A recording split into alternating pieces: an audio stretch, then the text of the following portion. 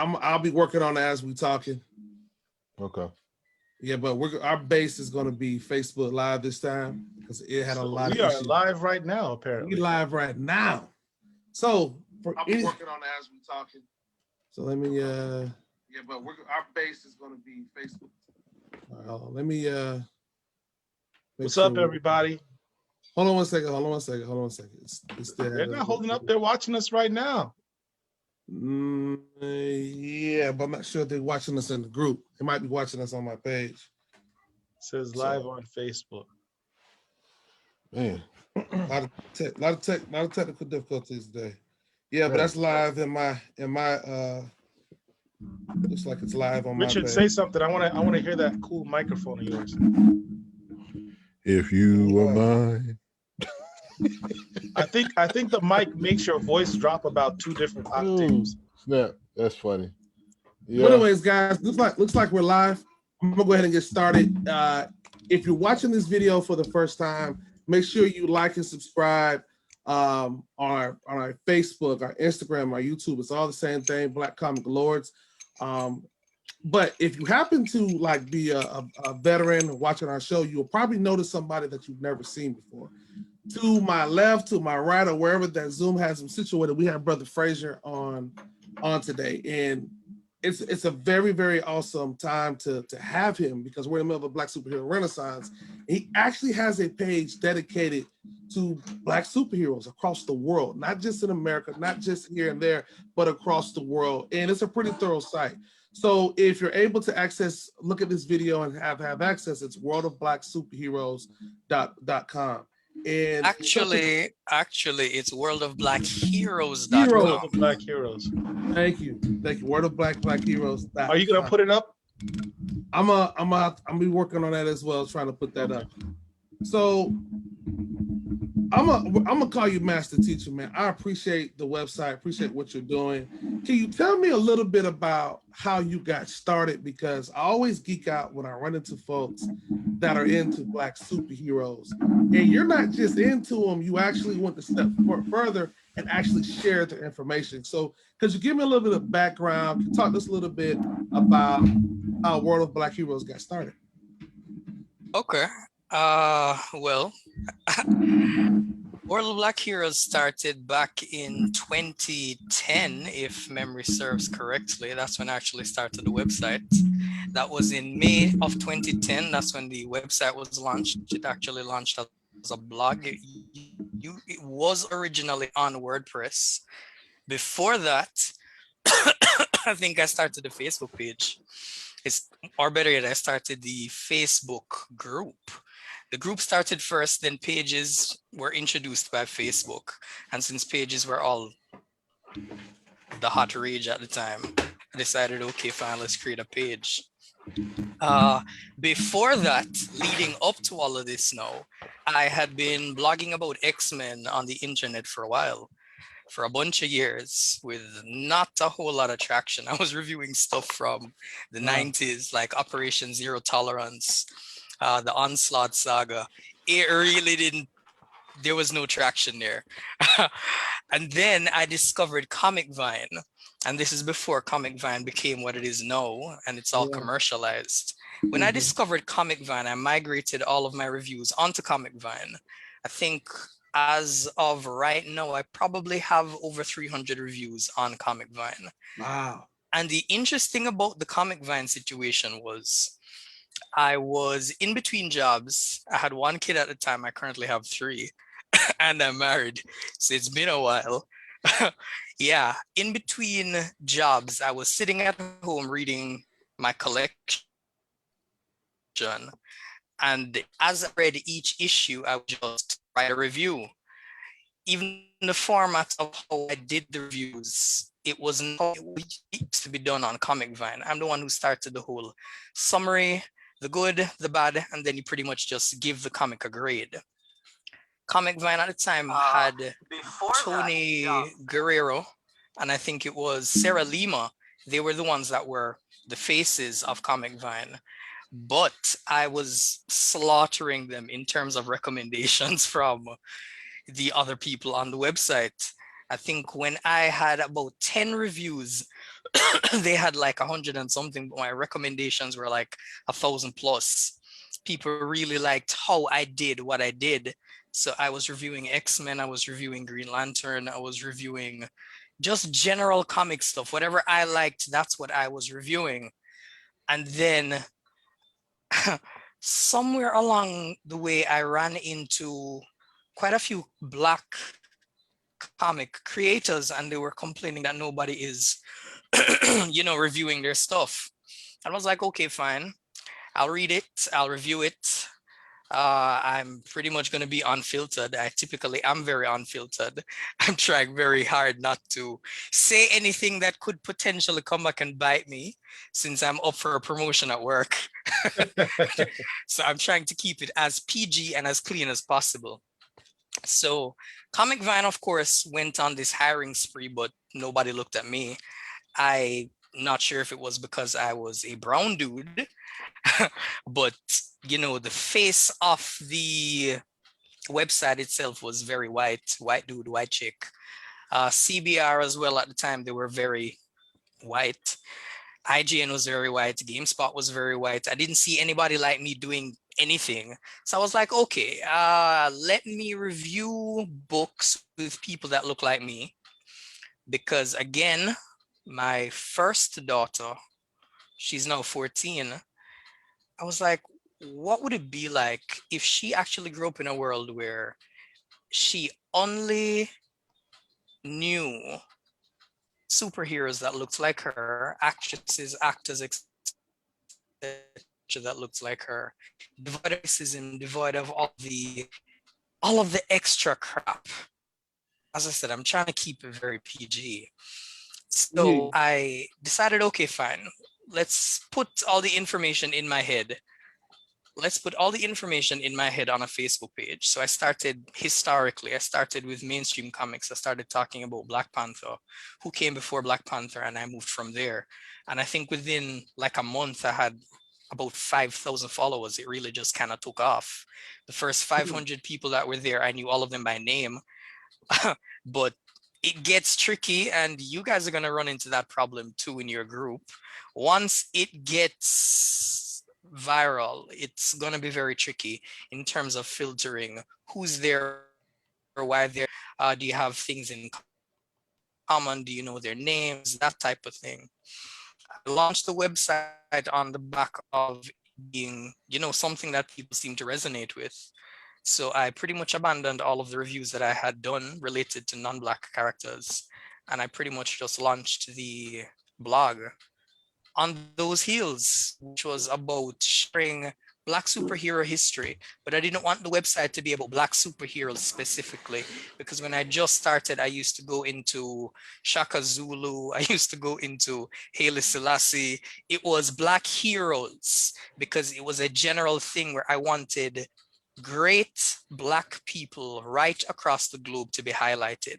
It just so happens that it skews heavily towards superheroes because that's where the lion's share of my content comes from. And I've actually moved away from doing historical pieces in terms of Haile Selassie, Shaka, etc. I think I removed all of those, but still pretty much Black heroes. And I talk to the artists, I highlight cosplayers. I try to touch everything really. And right now I'm really interested in body positivity, because I think again the superhero genre is really toxic for men who have body image issues. So yeah, that's where my mind is at right now. But yeah, that's pretty much how it started. It's just grown and grown since then. There are days when I'll go to sleep and I'll wake up and I have like 2,000 new followers in the morning. When we moved from, once we hit about 8,000 fans, it kind of just took off, where you could wake up and you were at 8,000 and suddenly you were at 20.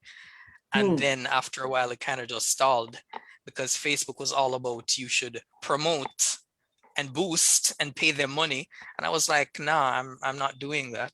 I'm really more interested in getting people who are organically interested in what it is that I'm doing, because I'm Yeah. not doing this from a profit standpoint. This is all just knowledge. This is free for people to access, but it costs me money to keep it up.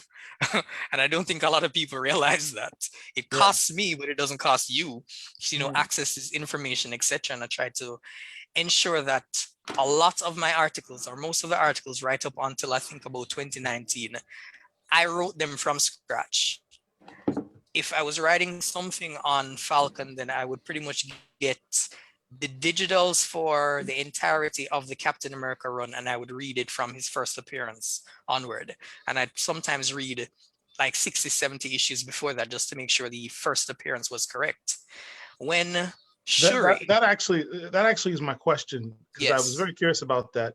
Your database is very highly detailed, and I was wondering yes, how you got that information. So you actually went online and read all of those books to do the database manually. yes, sir. Your knowledge must be just superior to anyone I've ever seen. It's limited. It's more limited than you'd think it is. It's just that for me, how I typically write the biographies, because I approach it from a very academic standpoint. So no plagiarism. So yeah, let's say for argument's sake, uh, let's say somebody's first appearance is like in issue 6. I read from issue 1. And then I check to see if they were mentioned before. I check to see if they were in the shadows, etc.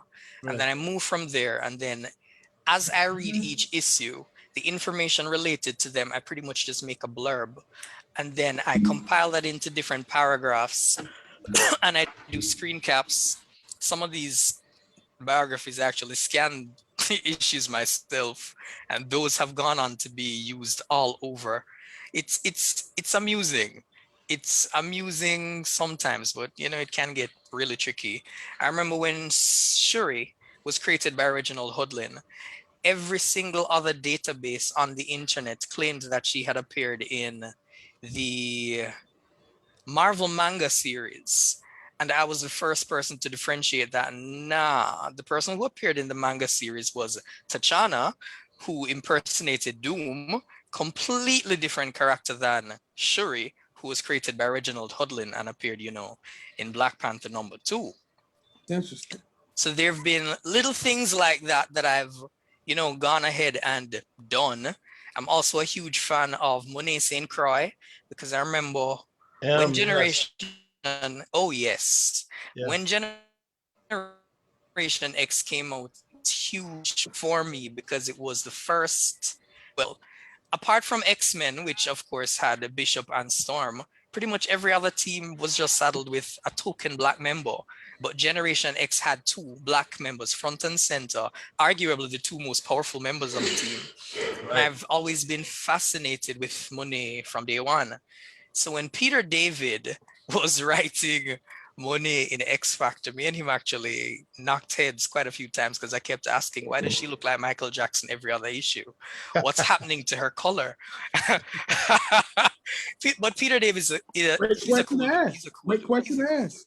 He's a cool dude though, because I remember on CBR, the forums back in the day, we had actually asked Chris Baccialo, the creator of Monet, whether or not she was black, and he was like, yeah, she is black. And he mentioned Sade as one of his inspirations, but it was like Sade was, what he had in mind. But at the time, he kind of went for a darker shade because he didn't want it to be ambiguous. Yeah. But again, in a modern day, all of that information is lost. So I try to chronicle the information, because that's important that you just said that, because back, we've debated that many times. Is Monet black? And you got it from the source yourselves, people.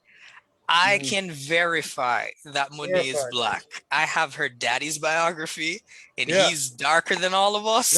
Right.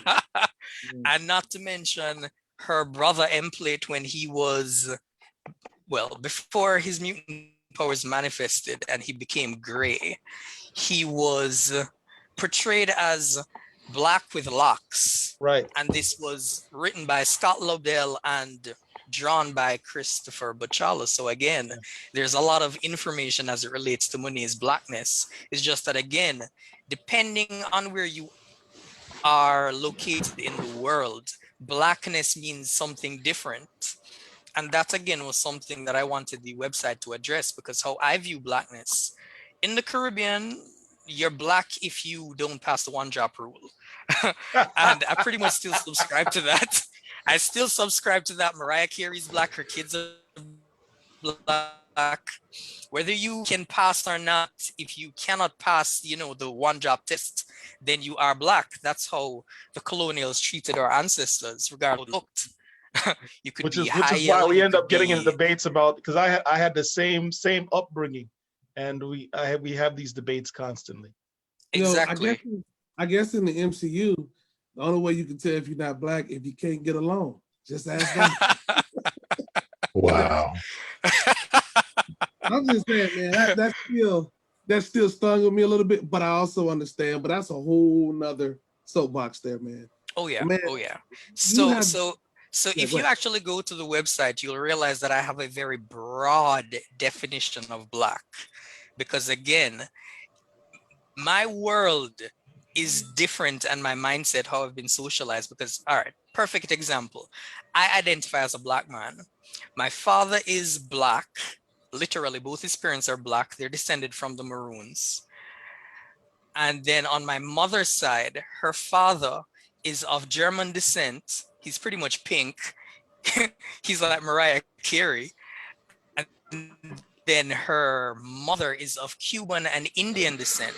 So if you look at my mother is predominantly like Mariah Carey, but she identifies as black because that's the type of world that we live in. So I have a very broad definition of black.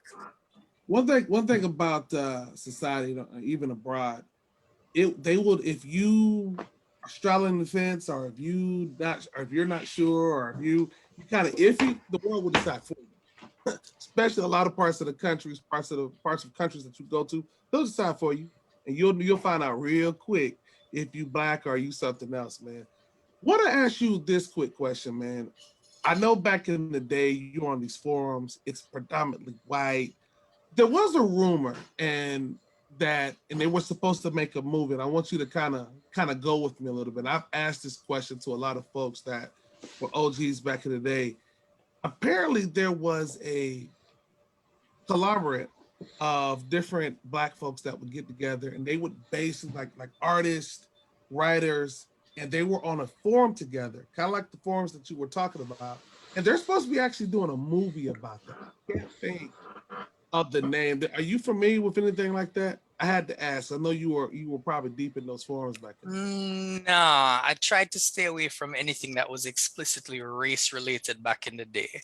Gotcha. Unless I had questions to ask, I typically just stayed away, because again, it can get very, very, very ugly, and I'd rather not head down that road, because you wouldn't even believe some of the things that I've had to deal with running this website from 2010. I mean, it's crazy. There are things that I have learned about American history that I'm only aware of because of the website. Really? Because I've had people say, I'm racist. I should be, what's the term? I should just be another strange fruit hanging from a tree. I've had some crazy things said to me. There's a reason why I don't do a lot of interviews where I show my face. Even my face on the website is heavily based on Michael Davis, which is one of the founders of Milestone. Because he was like, dude, this website is historical. Why is your face not there? And I've actually had people email me thanking me for having dinner with them before my face was up on the website. And I'm like, I don't know who you ate food with or who you invited into your home, but it wasn't me. Because I don't do that. But I'm gonna be honest with you. Go ahead, Richard. Oh, go ahead. I have a question. My question is the extensive of your website. I love it, first of all. much respect for what you do, bro, because it's something that not only we can use, but our kids can use. You know what I'm saying? That's the one thing about the cloud and all the information or whatever. The stuff that you put together, it'll be around for a while. So thank you.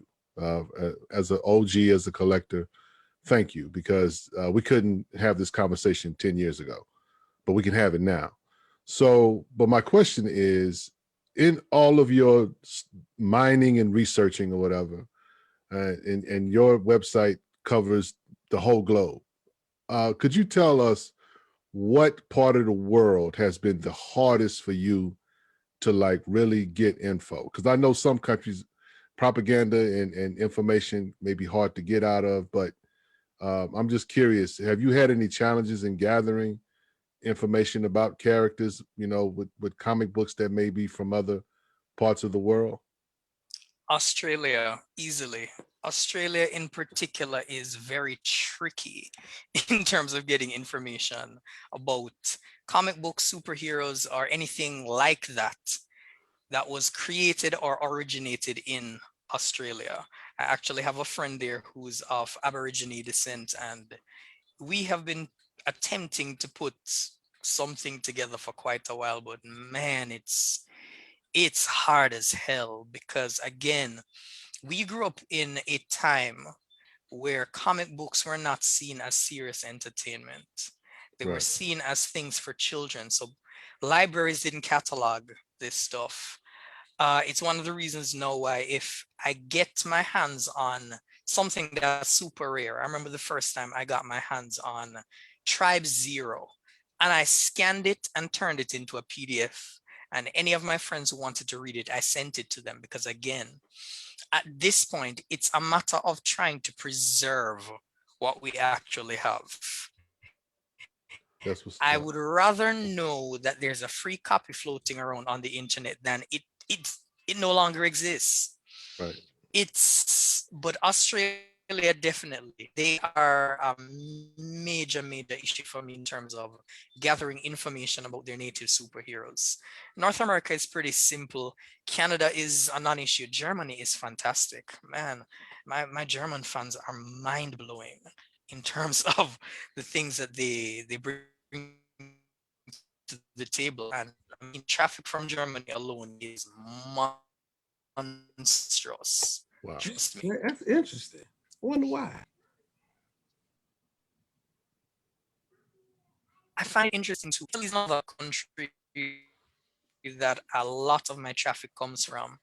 And I've been putting together an article for a while now, but again, online it's tricky to get the information because Italy had that situation, the emperor in World War II, and you know, the mustard gas and all that stuff, almost touched on it with the new 52 version of Huntress. I think that's Wow. Helena Bertinelli. She's supposed to be biracial, but again, she has magically now become white. But initially, I she never knew was a that. tanned girl with curly hair, and there you go. But Yeah. okay, here's the thing. During the new 52, there were two different Huntresses. There was the one from Earth 2, who was Helena Wayne. She is the daughter of Bruce Wayne and Selena Kyle. But Right. in the normal continuity, they had a Huntress as well. Now she, to differentiate the two of them, they made her biracial, but she was predominantly dark-skinned with curly black hair. I think she appeared in the Nightwing series, or was it Dick Grayson? I think that was during the time he was no longer Nightwing. He was just operating as Dick Grayson, agent of Agent something. Grayson. But yeah, as soon as Helena Wayne went back to her own dimension, suddenly, yeah, Agent Grayson.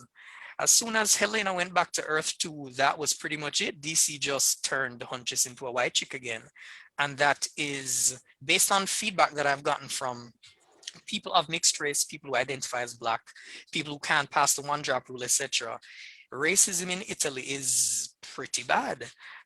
And you can imagine that it would be pretty bad because some of the immigrants or migrants that would have come over, they would have come over after World War II. And remember, you know, Mussolini was fighting against Haile Selassie, and he was mustard gassing them and that whole 9 yards. So, you know, it's tricky. And there are a lot of those stories that are untapped, be it in mainstream or in independent circles.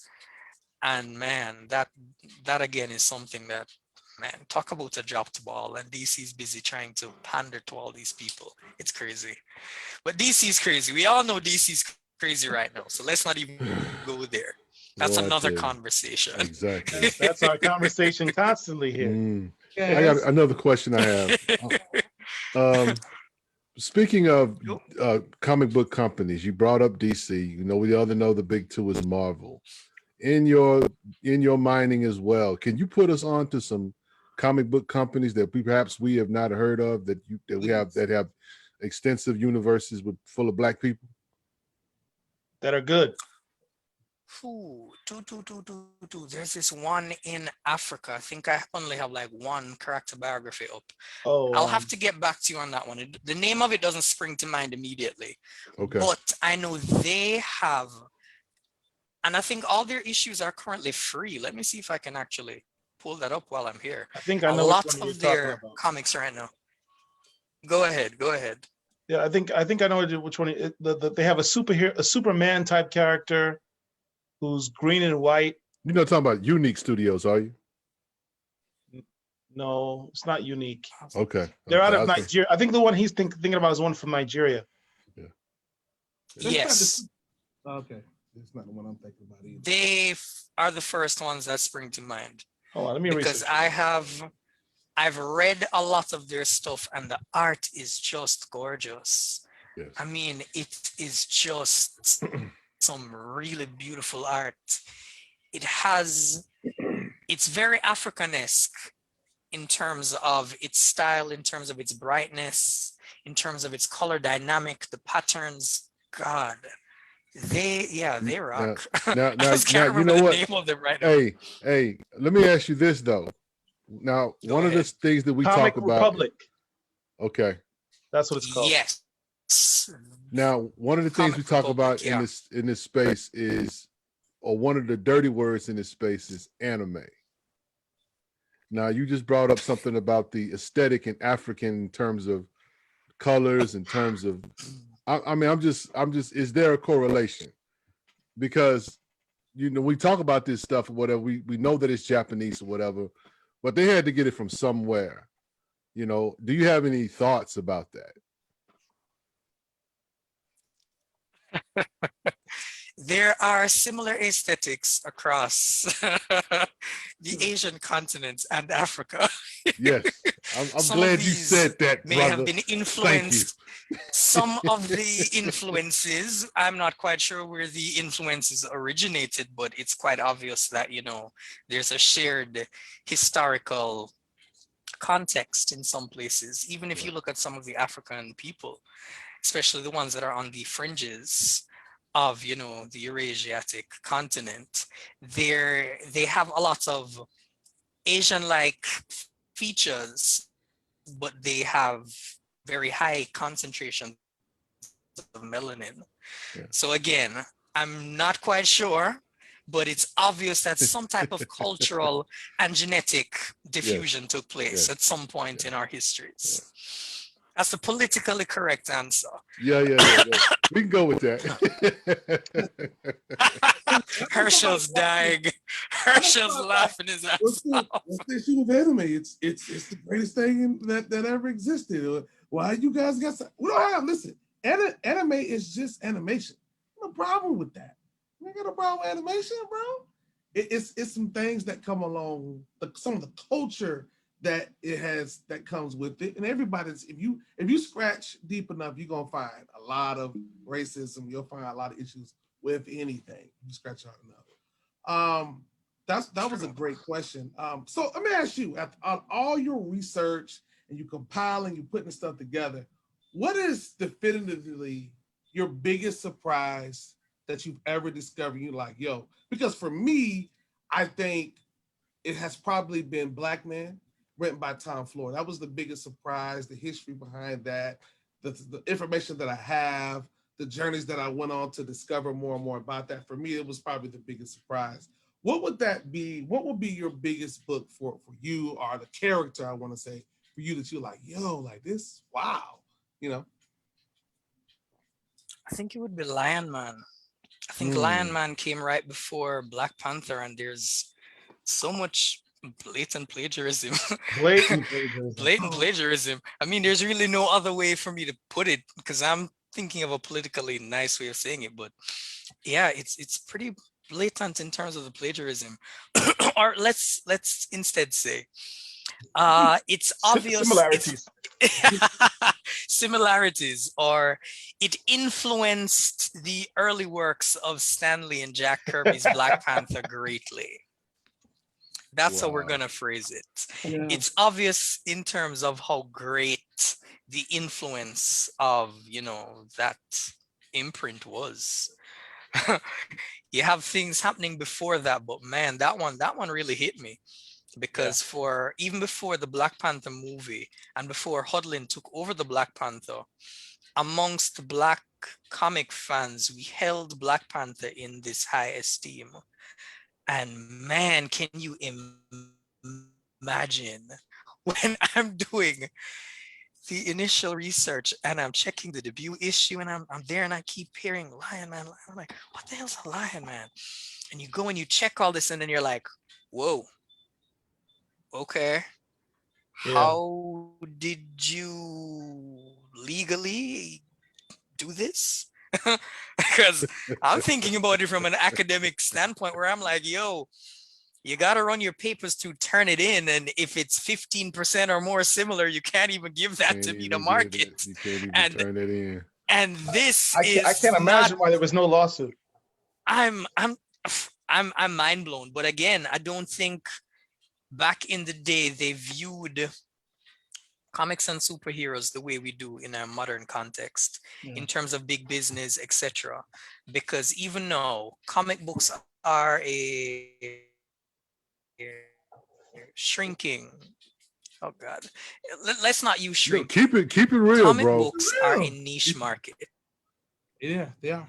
Yeah, that you sound now you sound, brother. Specifically, are a niche You within sound, a niche. brother. You sound like Herschel So right I'm now. just saying. When you said niche, I'm like, keep it real. It is shrinking. Yeah, but it is a niche within a niche, because I mean, think about this. Mainstream or casual comic fans will complain every single time there is a Black version. I can tell you from a traffic standpoint, those characters get high traffic. If I post something original, y'all don't look at it. Even groups on Facebook that are dedicated to independent comics, I will post independent comic related content in there, and 5 people will like it. I put up a meme of mainstream comics, and I get 5,000 shares. I'm dying. I kid you not. There's a meme right now on World of Black Heroes that has been seen by 5 million people. No, I am interviewing the creators of these indie comics. I am posting the character biographies. I am bending over backways and contorting to get them publicity. And I can tell you, there's nothing that I can do that's going to give them this. And when I try to fuse the two together so that the mainstream can give the independent some coverage, you know what happens? These indie people are like, why is Spawn over here? Why is this person over here? Why this? I'm like, do you realize that by virtue of you being on a list with Spawn, Spawn is gonna mean that at least 50,000 people gonna look, and they gonna see you. But if I posted you by yourself, nobody would give a damn. Right. I'm just saying. Yeah, I've been running a black superhero website for a little over a decade at this point, Yeah. and I can tell them that if they want to get the traffic, they have to be ready and willing to play ball. In the interviews, I always ask them, what superheroes, black or otherwise, do they like in mainstream? Because guess what? A quote of you liking Wolverine can make your article go viral. Yep. That's just facts. Yep. No, you saying that you like something that only 5 people bought or 10 people bought, and you are trying to get people to buy your book. Nobody cares. A lot of these people who are on Facebook and social media and they are screaming they want mainstream coverage, I'm offering it to them for free. I don't charge anybody who I interview. It's free. And these people are not interested, and God knows some of them, it's like pulling teeth. And I'm just sitting here like, I'm trying to help you. My income is independent of the comic book industry. That's why I hardly even post nowadays, because I'm trying to make sure that my 3 kids can eat. There you go. I'm trying to worry about my retirement plan. Yeah. I'm not worried about a dwindling market. I learned something from Nintendo's Satoru Iwata. When they made the Wii, they popularized the blue ocean. No, the red ocean is mainstream comics. No, all of us here, we are a part of mainstream comics. We buy what we like. It doesn't matter who's writing it. It doesn't matter who's drawing it. We like what we like, and we have the money. Well, we have the disposable income. I hope none of your wives or girlfriends are hearing this. But if we like something, we're gonna buy it. No, I don't know. It's sad. It's just sad. Now the blue ocean is all about seeking people who are not in that market. So you'd make something and let it appeal to all of the other people. Because the red ocean, that's where the sharks eat each other. That's where toxic, you're talking about Black Panther and you're not talking about this guy. That's the red ocean where the sharks are busy eating each other. You don't want that. You want to create something that appeals to people outside of that. That's what movies do. That's why movies do not, live by continuity, because they are meant to appeal to people outside of the norm, outside of the red ocean. That's what's up. That's what's up. So you worry about the blue ocean, you don't worry about the red. Let the sharks kill each other. Don't worry about that. It's crazy for you to say all this, because I've been saying it, but it sucks because I've been right, and I wanted you to come in like, no, people are original Black. I wanted you to say really just the opposite. I wanted you to turn the box, and you just kept it real. And I'm like, damn, I've been saying this, and I haven't really went off of a whole lot of data like you got to go off of, millions of people that are. But it's crazy, but it's so disappointing to hear. But you know what? It makes sense for why DC does some of the stuff that they do. Because this Black Superman thing, granted, nobody's probably asking for it, but people are freaking talking. And every time people say original Black characters, I bet you the numbers for Valzad, Calvin Ellis, and some other Blacks, those numbers have gone up, probably way past Icon and Static. And I mean, I'm a shoot in the dark when I say that, but that's just the truth. And folks are upset, but it's like, y'all wallets are saying something else though. Your time on the internet is saying something. Your time on the internet is saying we want to know about these unoriginal characters more than we want to know about the original one. And you know what the I don't want to say the byproduct, but you know what the root of it is? What I personally feel, it is white validation. When white folks do stuff, sometimes Black folks are like, oh, they going over there. Let's go over there and see what they're doing. White folks say something about this, or white folks create something that's a legacy character. We feel like, oh, we're being promoted to Superman. the Black Batman just came out. Oh, we're being promoted, and so you have a lot of Negroes that will sprint to that. I think you have a lot more Negroes that'll sprint to that, but then they'll get on social media and then pile on top. But then once they log off, they dive deep into the Black Superman, the Black Batman. But it's insane to hear this, but I know it's the truth. It's great. But to push back on that just a little bit, Herschel. I mean, John really did write the Batman story. He did. You know, these other characters that you could probably name were not written by at least Black writers. If you think about it, Black Lightning was written by Isabella, white guy.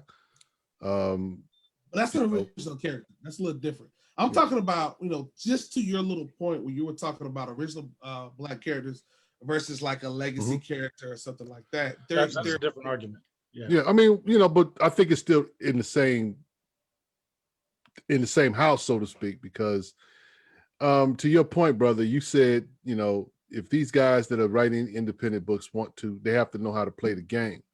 And I think the reason why Black collectors, or any collector for that matter, collects Marvel and DCs, because that's been the only game for 80 years, 70 or 80 years. Now, with independent books coming up or whatever, the story is the needle is starting to move a little bit. But my question in regards to all of this is, if a Black universe, let me ask you about Milestone. Can we switch the subject and talk about Milestone, a imprint of DC, a franchise that was for the most part successful, that had many Black characters and many different other diverse characters. I'm gonna just ask your opinion as a fan, not a comic book curator or whatever, but as a fan. I mean, as a fan, I mean, how do you feel about as a fan? As a fan, how do you feel about Milestone? Because this seemed to have been the first independent Black comic book universe that people outside of Black folks were talking about. So I'm just curious, how do you feel, or how have you felt as a fan of Milestone and what has happened to it and its subsequent relaunch? I'm gonna grab a water. Keep talking. How do I feel about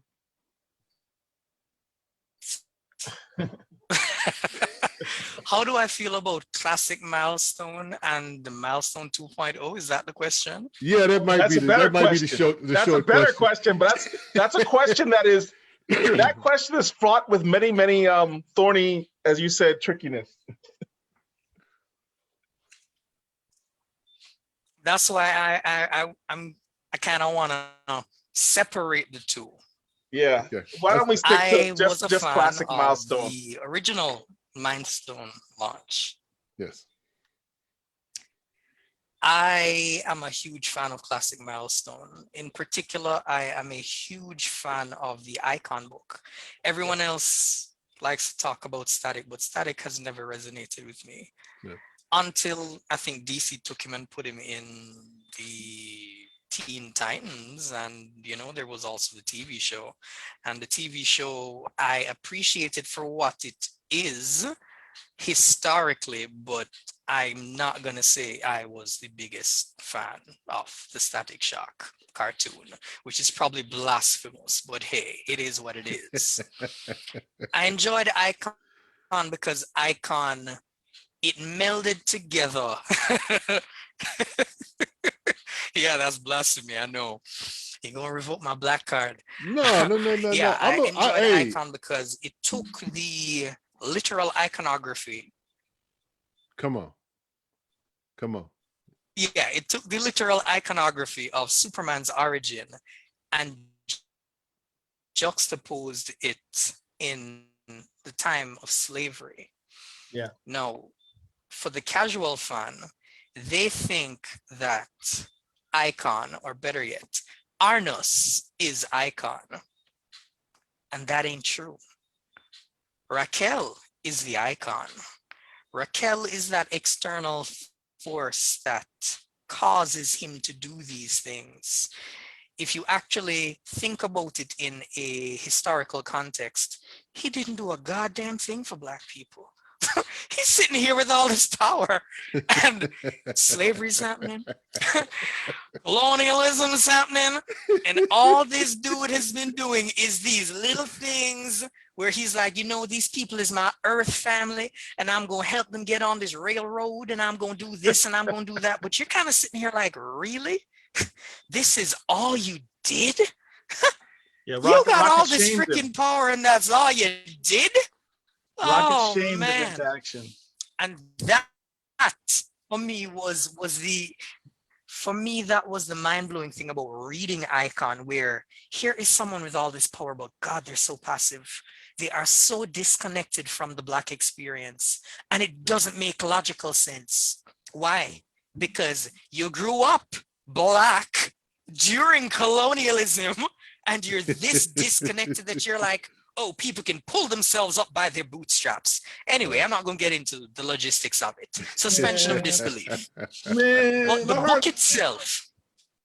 book itself, in terms of Rocket, I loved Rocket. I loved the idea that she was like, what was her name? She was like T-Boz.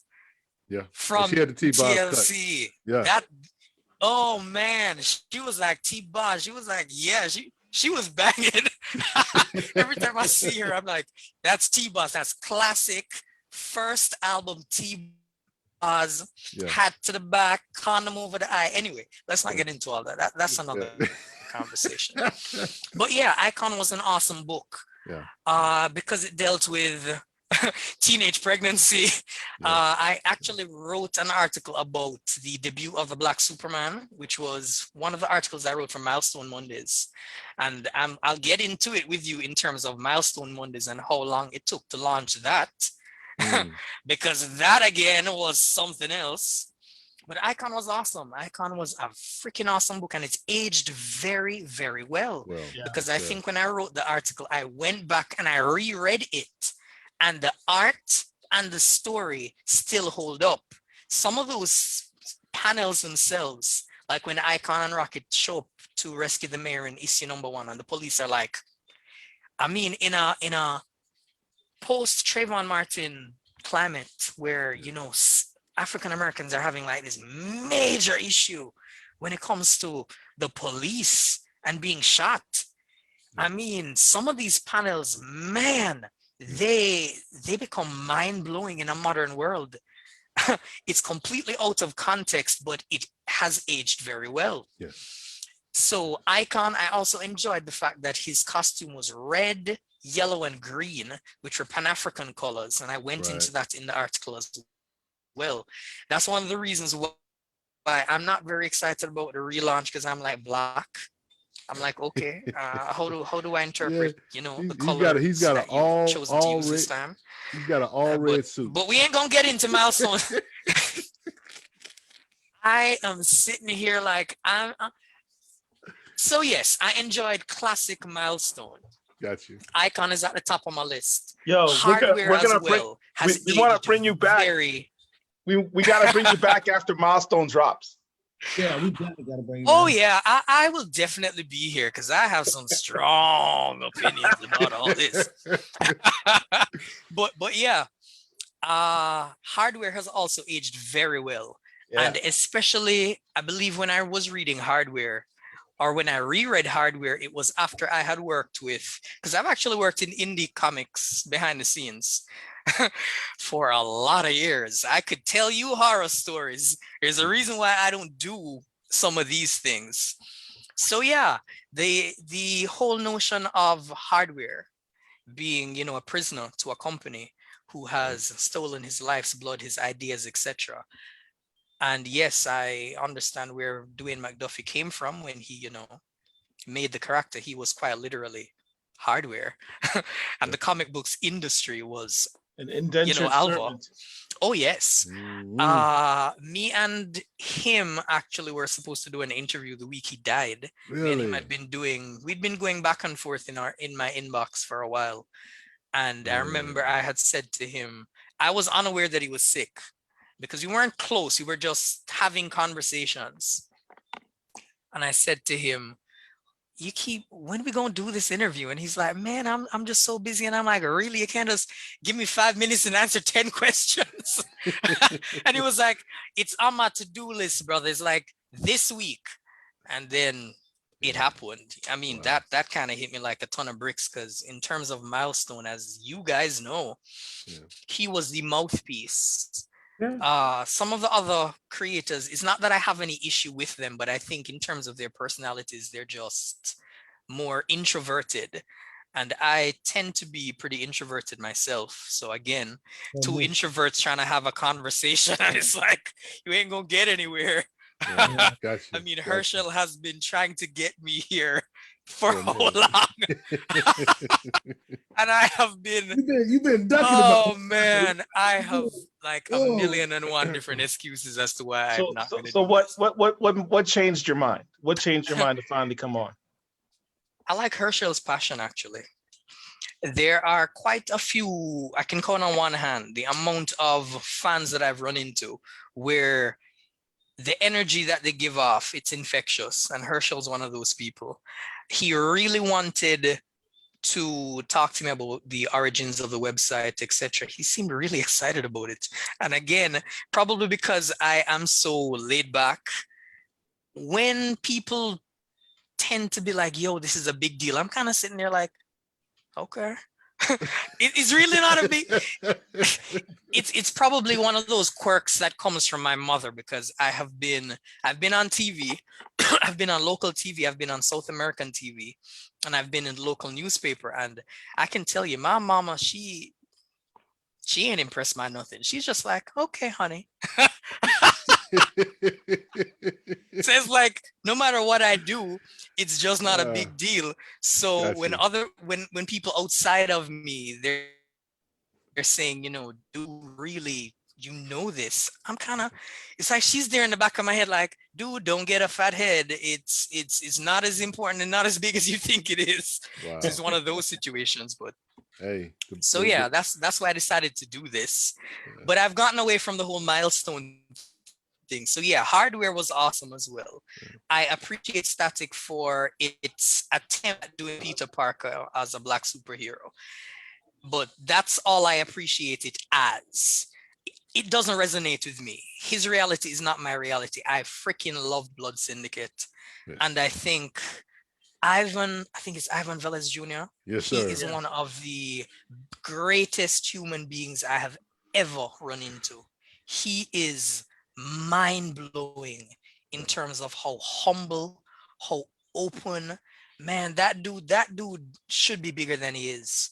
Didn't He should paperbacks and be. soundtracks have him on? Yes, they Yeah, did. they had- He did a That's how. So I extensive don't know. interview with I don't them, know, Master Teacher, if you're aware of paperbacks and soundtracks. They do a podcast show. They're affiliated with us. We're affiliated. A couple with of them. brothers named Amir and Kalani.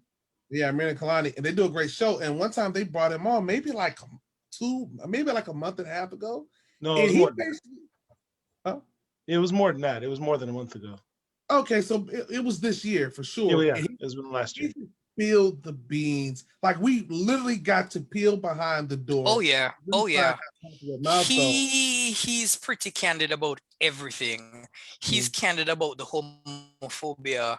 He's candid about the racism. He's candid about everything. When I did the biographies for each of the characters for Blood Syndicate, he was there on the website because I think he was like one of the first 500 fans on Facebook. And he was just like, I didn't create this one. These people created this one. I created this one. Yeah, I did this. I did that, here and there. Inboxed him. He sent me the incomplete script for this. What was it? A Fade one shot that he wanted to produce. Oh, It would have been so mind-blowing, because I mean, some of the things in his Fade one shot, it would have predated. Fade is a dope character. It would have predated, I think, the L Word, Queer as Folk, all of that.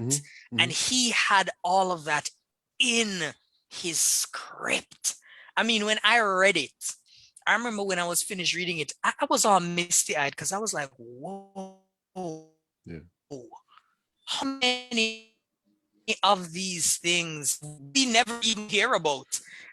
because they were just shut down. And I believe his exact words were, I was like, how come this didn't get published? And it was like, they thought it was too gay. And think about that. The company has branded itself as being very open, and there's nothing sexually explicit in the script.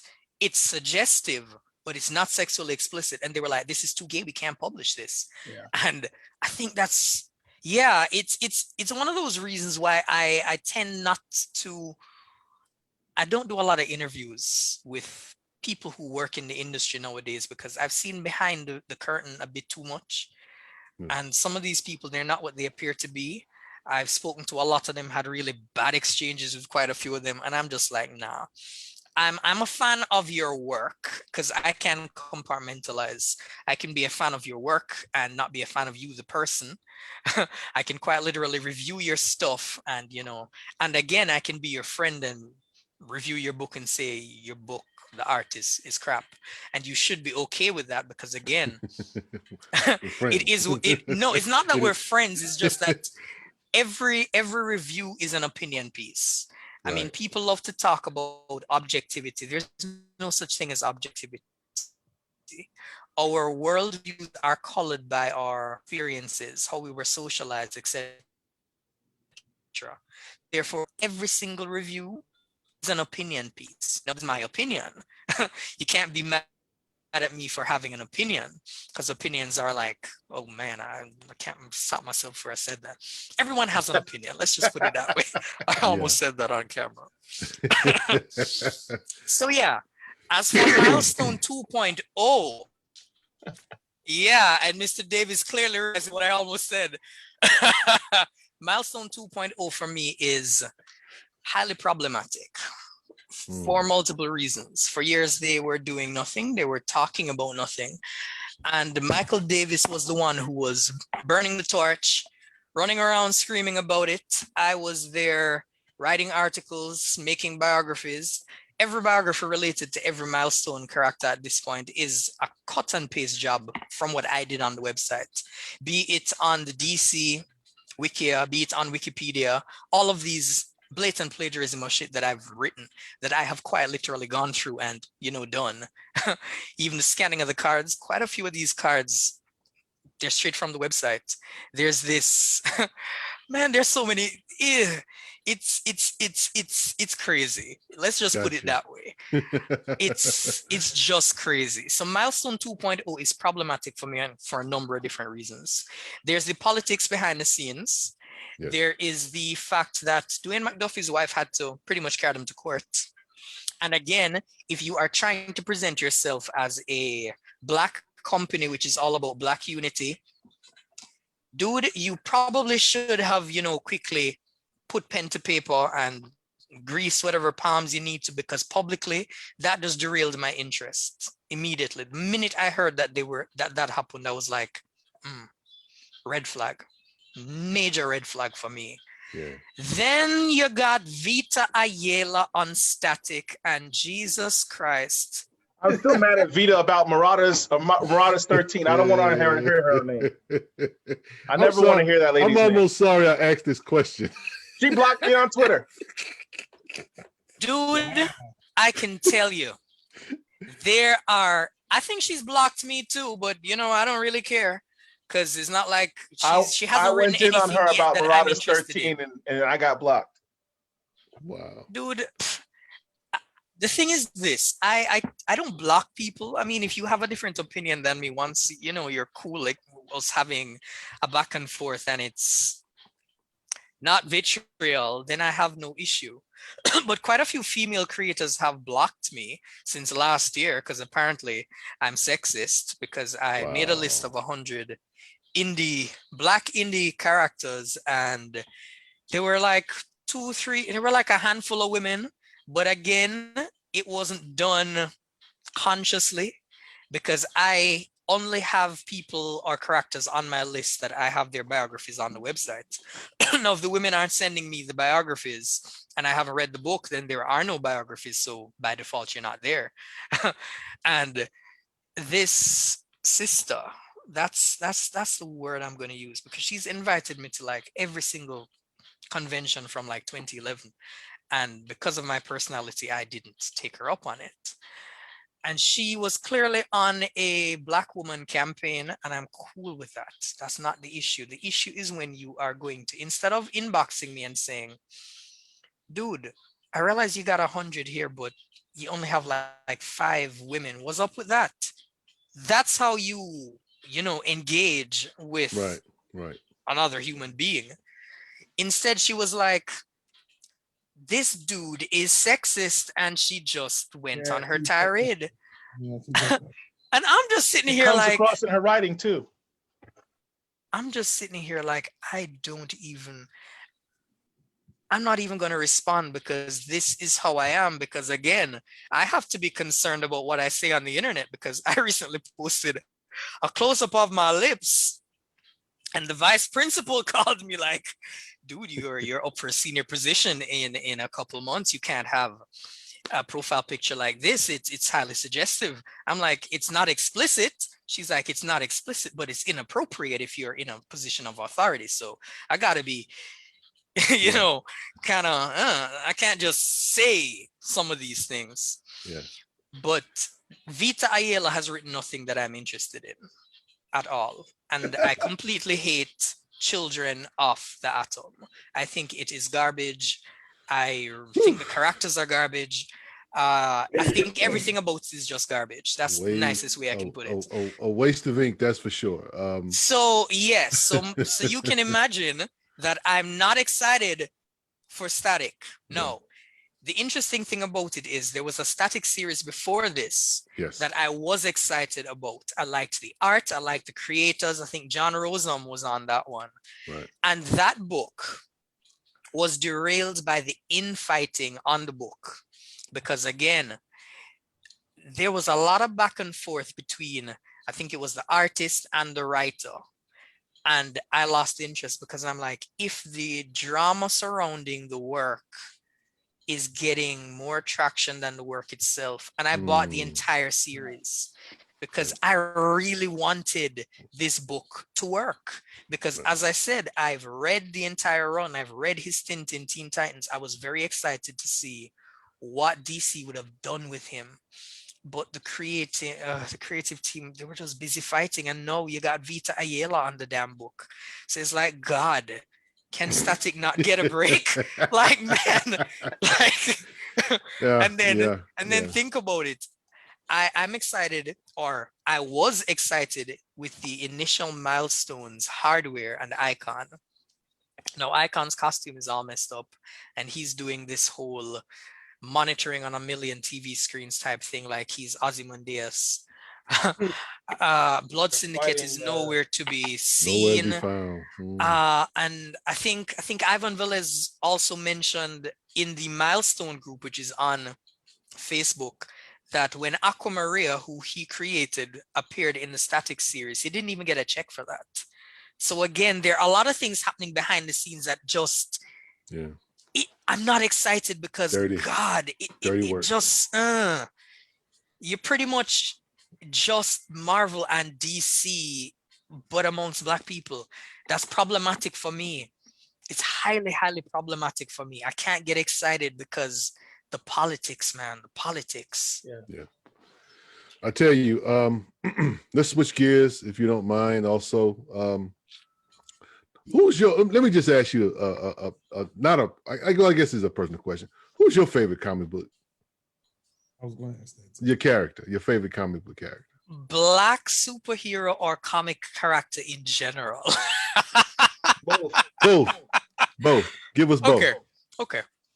Black superhero, I really have a soft spot for David Zavimbi. He was the original Batwing. Yes. That series, man, by Judd Winnick, I think it was. And Judd is an awesome writer. Don't sleep on Judd. Batwing is really up there for me in terms of Black superheroes that, man, they just dropped the ball royally. In terms of superheroes in general, I'm actually a huge fan of Kyle Rayner. Kyle Okay. Rayner was written by Jesus. I don't remember his name right now, but Kyle Rayner was awesome back in the 90s. Yeah. I would actually argue that classic Kyle Rayner is vastly superior to Peter Parker in many ways, but Mm. those are fighting words. But yeah, David Zavimbi, I like T'Challa, but the problem with T'Challa for me is he's not very personable. You can't relate to him. He's worse than Batman in terms of his smiling because he just relatability. loves to hear the tractors of T'Challa. And he knows it Yeah. upsets me because I'm a major T'Challa fan. No, T'Challa is good as a concept on paper. The problem with T'Challa is he's not very human. He's not very emotional. He's not very relatable. And that is a major red flag for me in terms of characters that I resonate with. Characters that I resonate with, typically there is some tether up to their humanity for them to be a three-dimensional character. T'Challa is a nice concept. He's the king of a nation that did not actually go through colonialism. That's wonderful in terms of concept. His father died, but again, he's emotionless in regards to it. His little sisters there, they are connected, but again, you never really see any emotion displayed. His relationship with Storm, again, highly problematic because again, I don't think they were written as a very competent couple. I enjoyed the lead up to their wedding, etc. But as I said, T'Challa is not very relatable. Another character that is completely and utterly relatable, but nobody seems to like him, is Casper Cole. Casper Cole, he took over the Black Panther mantle. He was written by Christopher Priest. He also had a very, very down-to-earth storyline where he had a baby mama, like a great many black men. He wasn't quite sure if he was in love with her, but he was being responsible. Yeah. And the mantle pretty much, just landed in his lap, and he went down the rabbit hole, and T'Challa took him under his wing, and, hijinks ensued. But even the person who created that character didn't like him. Christopher Priest hated him passionately because Marvel, according to him, Marvel pretty much forced him to write Vin Diesel. So it is what it is. But that's another very relatable, down-to-earth character. I also like Storm.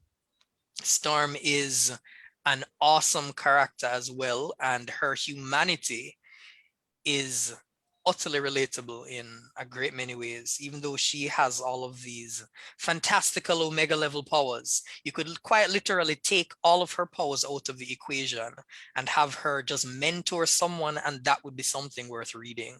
Which has been done. Yeah, so Storm again is a really cool concept in terms of a black, well, not just black, I like her in general. It's just that clearly on the silver screen that hasn't, translated. Has not translated yet. Listen, X-Men as a movie can only work if they have a bunch of movies leading up to it. Because again, each of those characters have so much history. You can't get that in a 2-hour movie. And it's the same situation with when you look at the two different cuts of the Justice League. They're the exact same movie. It's just that one you get a whole bunch of exposition to fill in the blanks, and the other one you pretty much had a 2-hour cut because the studio was like, listen, this movie has to fit in 2 hours.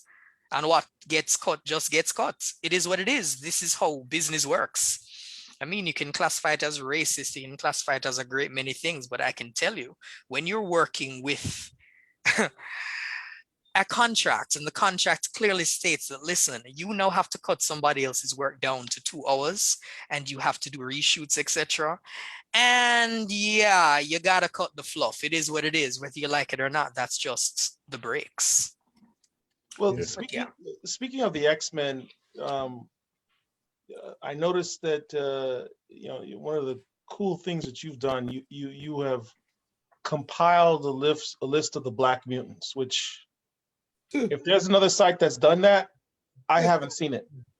Yeah, I've been an X-Men fan since the 80s, so I've never seen a list of all the Black X-Men, and you haven't. So, I mean, just for one, I just wanted to thank you for that, because that's unprecedented. Two, who would you say are the top 5 Black X-Men? Like, what would be the ultimate Black X-Men lineup? Because we've had some iterations of Black Avengers with the Mighty Avengers. We had T'Challa when he brought down his Avengers down to New Orleans in his run. We had those type of teams. We've never had an all Black mutant team. Perfect. I We've love never that had. question. I don't think we've ever had more than 2 Black X-Men on a particular team at the same time. No, I don't think we have either. I count. Trust me, I do. Yeah, I'm pretty sure of that too. Because again, in the 90s, there was Bishop and Storm, and then you had Sink and Monet. Yeah. And then But you never see more than. wait a 2 at minute, time. wait a minute. Technically, Generation X had more than 2. Monet, Yeah, Sink, yeah. Penance. And don't forget who was inside Penance for a while. That's right. The twins. So technically, Generation 4. X is the most Black X-Men team in the history of Facts. comic books. Look at that. Between the 2 of us, we just created more history. And they had a TV show, Man, right? that was fun. Y'all That was remember fun. the pilot that came out in the 90s? Oh yeah, the Generation X remember. show. I do remember. I remember Fox was all over that X-Men action at the time. Yeah. But That is. God, they had no budget for that. I don't even know if they had $5,000 for that budget. I mean, looking back at it now, it's unwatchable. But you have to give it to Fox. 90s Fox kids, they were doing the most. Yeah. They were trying their darndest, man. And they got a whole generation of kids hooked on X-Men. Yeah, it did. Amen. Yes, it did. But to address Mr. Davis's question, my all Black team of X-Men. First up, I gotta have Storm. Obviously. I gotta have Monet. I gotta have Sink. I gotta have Bishop. I would potentially put Gentle on that team, especially since apparently he no longer has the strength restrictions and every team has to have a strong guy of some kind. You gotta have a strong guy. So yeah, so I have Monet. Wait a minute, I want Bedlam. Bedlam pretty much has the same powers as Magneto, and he can also disrupt brain functions, etc. I There would you go. definitely have him. There you go. I would also have Hub. Hub is the teleporter, and since Eden Fessy is so bloody overexposed at this point, let's give somebody else some time to shine. What about Darwin? Uh, Come on, man. That's all you need. I put Triage on the team for healing purposes, Wow. but I probably wouldn't touch Darwin. Marvel recently probably had touched Darwin. a pick the new X-Men vote thing. Oh God, that's the Man, worst ever. I I don't want to voted. talk about it. I must have voted 100 times for Tempo to be the newest X-Men. Oh, Everybody dear. else they had on that list had already Tempo? been an X-Men of some type. Tempo's the only one who's Okay. never been officially an X-Men. Okay, here's the problem with that poll.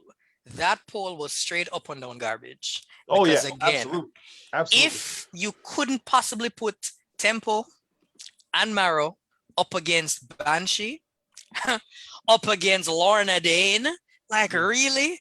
Lorna was just in a freaking TV show. And Right. that TV show was pretty good. Yeah. She was just in a freaking TV show. But then again, voting for the most part is a popularity contest. So Right. unfortunately, Tempo got the short end of the stick. The thing about it for me though is the characters on that poll, the ones that would have made the most sense would have been Tempo and Mhm. Marrow. Yeah. Why? Because they would allow writers to do more with them because they are still essentially blank slates, especially Tempo. Especially Tempo. Especially her power Tempo. set. Her power set Oh, is crazy. God.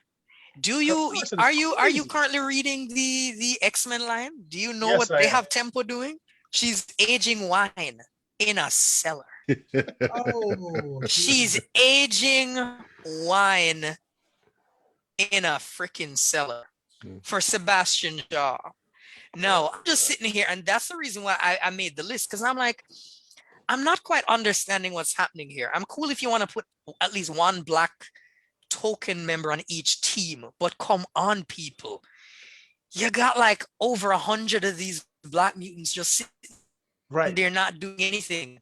And most of them are blanks because they've only appeared like once or twice. Herschel didn't believe me when I told him that the X-Men, Oh man, the mutant books had more black superheroes crazy.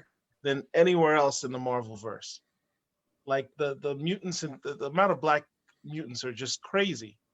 And you know, the other thing, you use this word tokenism, and it's come up a lot recently in the discussions about having this Black Superman movie coming out, and the idea of the legacy characters versus original black heroes and original black characters. I mean, that's kind of the cool thing for me personally about the black X-Men or the Black Mutants, is that none of them are legacy characters. You don't have a black version of Wolverine or a black version of Magneto per se. I mean, you have original black characters with original powers, and they just don't use them. It's like DC. They take the DC mentality towards the Black Mutants. They just don't use them. They got a myriad of characters. They just don't use them. Not more than 2 at a time. Frustrates. Maybe we just ought to just petition Marvel to do that. I tell you what, I would buy a book if they would put Gateway in it. Gateway can show up in any book. I buy it. I'm just saying, that's my dude. He cool. He just sits he just kind of squats and sit people all over in his loincloth. no matter what the weather is. Okay. I mean, I'm just saying, maybe because he's the old head. I'm just saying. Here's something to think about. I know that there was a lot of hate levied against Scott Lobdell recently. I think he was there's a whole bunch of stuff related to Scott Lobdell, but I would love to have him come back and write the characters that he essentially created. All of the mutants that he was big for diversity. People can complain about whatever he's done in his personal life, but in terms of diversity, when he left the X-Men, wait, that brings me to another thing that I just remembered. But anyway, yeah, his X-Men team, the one that he left at the mansion when he was leaving the book, he wanted Cecilia Reyes, Marrow, and Maggot to join the team. And of course, Storm was there. So again, people, there are 3 black people on that team. Just, we were counting up how many black mutants were ever on a team. You can add that one to it. Yeah. He also wanted Sabra to be on the team. She was Israeli, but Marvel wouldn't allow him. So think about it. Scott Lobdell would have made Maggot, the M-Twins, Penance, Monet, Sink's family. Yeah, he was and really Celia kind of Reyes. doing this, and Cecilia Reyes. The black one, not the one they had in the New Mutants movie. Oh God, let's not talk about the New Mutants movie, please. We're gonna be here all night. We're gonna be here all night if you keep doing that. Oh, too funny. Yeah, not the white one. Not the white one. But that again is a conversation that could be had in real life, because again, there are many Afro-Latinos, let's use that term. That would be Puerto Ricans and Dominicans who don't identify as black, but they sure as hell wouldn't be able to pass the one-drop rule. And they probably look blacker than me and you. Yeah. And she's always been drawn that way. She's always been dark-skinned, just with braids or locks? With braids. Yeah. Cecilia was introduced with braids, just like Monet was introduced with her melanin popping. Yeah. Exactly. So yeah, and probably on that same X-Men team, I would have put Tag. I really have a soft spot for Tag. Yeah, Tag has an awesome power set that could be used in a myriad of different ways. And he still hasn't been resurrected. I don't even want to have this conversation. There's so many black mutants who I'm just sitting here like, why have they not been resurrected? At least they upgraded Sync, so I'm happy about that. Wow. I am overjoyed for seeing I'm looking for. Again, the better written comic books and characters for me are the ones where you explore how their life and their situation has. When Peter David sat down and had Monet examined by Doc Samson, it really humanized her in a great many ways. Sync needed something like that, because think about this. Let's apply real world logic for just a minute. Sync dies. When he dies, he and Monet are in love. They are teenagers. He wakes up and suddenly Monet is a grown-ass woman. He's still a teenager. Yeah. All of his friends are now adults. He's a kid. They're adults. Okay, fine. What does that do to someone when you are looking at Monet like, yo, I saw you yesterday and we were in love? And now she's banged a few dudes, including Sabretooth. Including Sabretooth. She's been out there. She's been through some things. And she's probably not looking at you the same way. Yeah. Plus, how would that have impacted her? Because that was intensely traumatic for her. She's in love with this guy. They are telepathically connected. She's trying to save him. And he dies. And she gets there in time to cradle his body. How does that affect him and her? Then you factor in, okay, fine, he's now awake. You stick him in this damn place. He's now been alive for, let's say, 500 years. So now he is an adult mentally. He's experienced things that she wouldn't even be able to relate to. He comes back out, calls out to Charles Xavier, has his mind re-uploaded, and guess what they do? They upload him back in the teenage body. Like, how do people not see that this is like mind-blowing? So now he's out there and he's looking at Wolverine like, yo, what's up? But the drama about it is he's now a teenager again. Wow. What does that do to him mentally? They missed the opportunity to bring him back with Monet, because she's not with anybody right now. You know, they missed an opportunity to put the two of them back together. Bro, you sleep with Sabretooth, I'm done. I can't. Like, hey, you off the market. No. I could explain that whole thing. It's not as bad as you think it is. He went through the what do they call it? The inversion. Yeah. He was turned good. He was turned good. Yeah. No, so it was the good version. And that again is another point of contention in relation to the X-Men books, because think about it, they're locking Sabretooth up for killing humans, but doesn't or shouldn't Charles have a backup of the good version of Sabretooth? We could quite literally have bad Sabretooth locked up, and we could just clone a new body and upload good Sabretooth into that.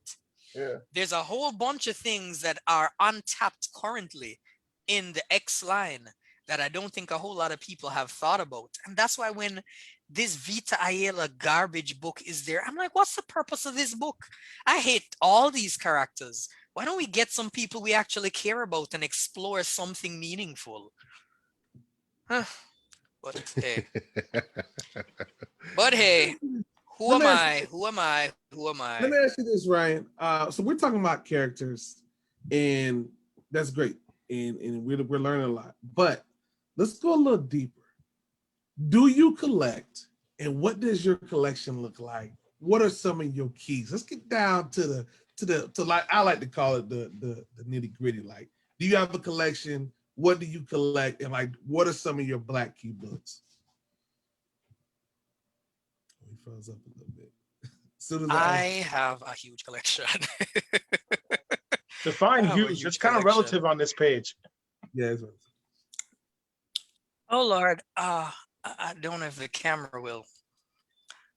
Probably this is overexposing my house and crap, but he's got I don't know if you can see. But, okay, I got, you see, everything up there. Those are boxes of comic books. They're all in plastic. They're boarded and crap. You know, they're signed by all kinds of interesting people.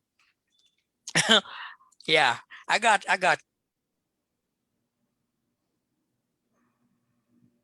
quite a few things, but I'm clearly not collecting nowadays the way you guys are, because I've seen, yeah, I've seen that you guys are still big on collecting. For me, collecting it, 3 kids, I got this really awesome job, so collecting really isn't a big part of what I do nowadays. But I have pretty much every single Black Panther run up there somewhere. And I do mean every single one. Some of them have been signed by the creators, the artists, etc. But again, they're just there. So the entirety of the Black Panther line, except for the Ta-Nehisi quotes, because while I like what Coates is doing, it's we're not gonna no don't we're not going off on that tangent. Let's stay on point. We're gonna have the Coates conversation afterwards. We're gonna have the Coates conversation another time. But yeah, I don't have any of the quotes. After issue 25 comes out. I have none of the quote stuff, nothing physical. I have everything digital. Yeah. I'm big on digital now because digital allows me not to clutter my house. As I said, I've got 3 kids, I got a wife. You can't exactly, yeah, it becomes tricky after a while. I Right. have the entirety of the Kyle Rayner Green Lantern run from back in the 90s. That would be Emerald Knight, from Emerald Knight all the way down to the end. I have Wow. that. I have, well, clearly the Christopher Priest stuff. But gems, I don't know. I have all of Generation X. I have all of the X-Men pretty much from somewhere in the 70s until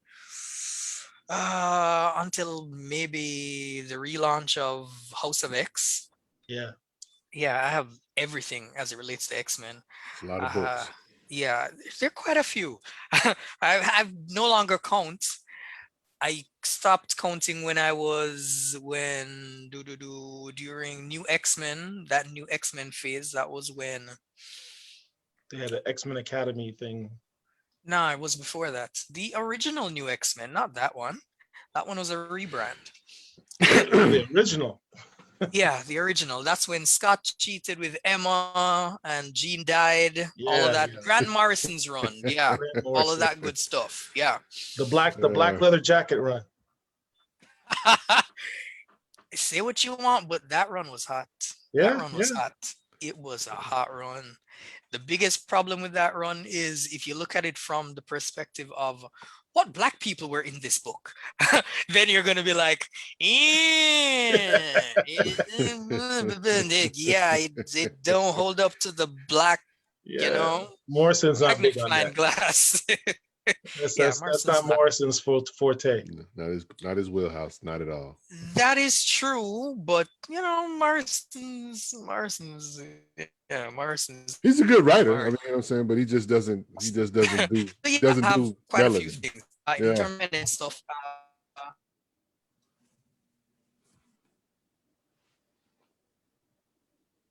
Yeah, that is true. In terms of independent stuff, oh man, to remember all of them. I have Bitterroot. Bitterroot is awesome. The funny thing about Bitterroot is this. I have a friend on Facebook, Wilson. I said to Wilson that I haven't really read Bitterroot, but I read the first issue back when it came out, way back when. And I recommended it on my list because every year, I don't know if you guys are aware, every year I typically have a list of books, of Black books or books that are written by Black people or have Black characters that you should read every year. I think it goes right back to 2011. So it's 11 comics to read in 2011, right up until last year where it was 20 books to read in 2020. I haven't done anything this year, but yeah, Naomi is there as well. But Naomi is tricky. There's The Protector by Marcus Roberts. Trill League.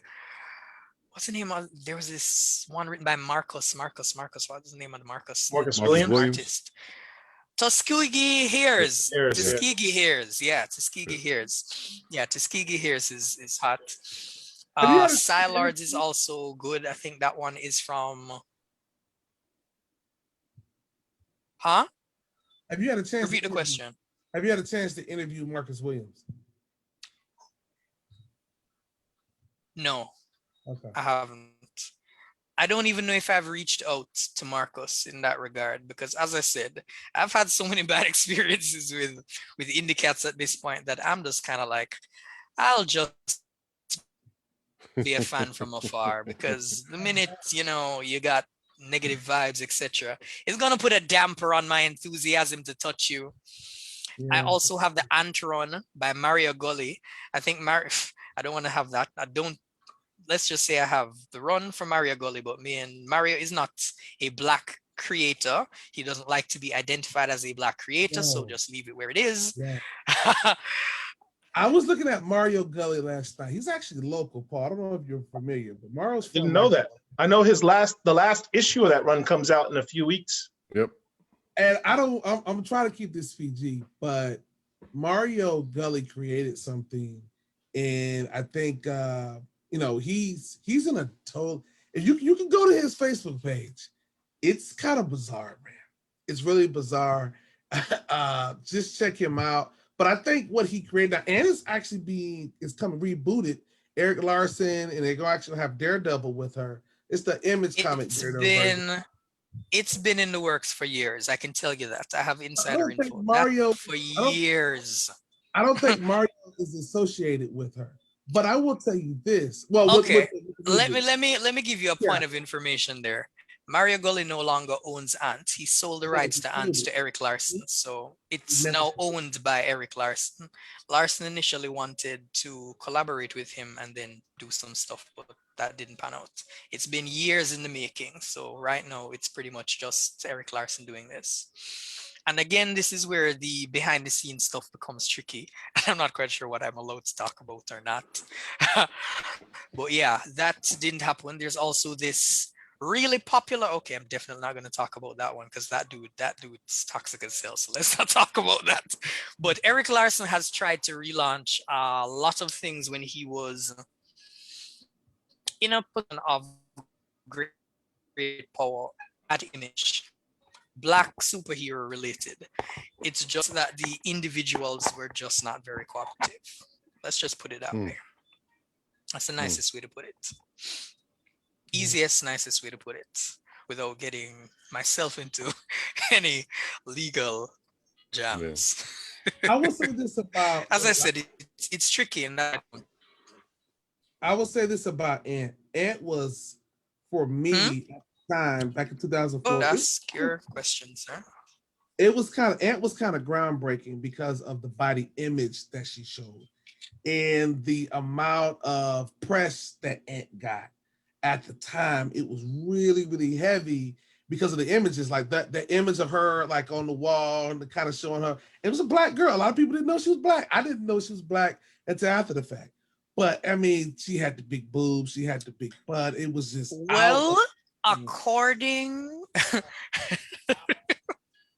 according to the creator, she is biracial. Well, yes, according to the creator, she's biracial, but yeah, for me and Eric Larson, she's black. Yeah, and go to a bank. for the rest of us, she's black. Go to a One bank. drop rule. One drop. Yeah, very, very. But the interesting thing about her body. I'll go.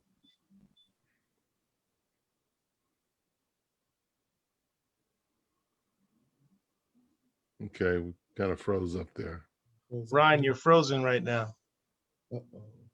Since when we talk about her body. I don't think I heard any of that. There we go. We get back. Yeah, her body. Yeah, her body. The interesting thing about her body is this. She was not the first voluptuous black woman that actually falls to Tribe, Rosalind. Yeah, but Larry Rosalind Strowman was something different. Yeah, let's Oh yeah. Oh yeah.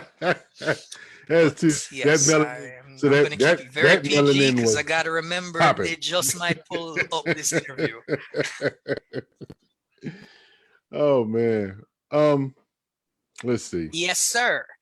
No, Tribe. I have all. I have all of Tribe. I got all of Excellence as well. Excellence right now is the hotness. Yeah. Brandon Thomas, Kerry, Rudolph. Yeah, they're the hotness right now. Anything with Robert Joffrey III or Joffrey Thorne, those are also good, but I think DC has now taken them to Yeah. the dark place. Mm, I probably shouldn't say it like that. No, they'll never do wow. anything. But yeah, DC has quite a few of these people now. Wow. No, but all right, here's the interesting thing for me.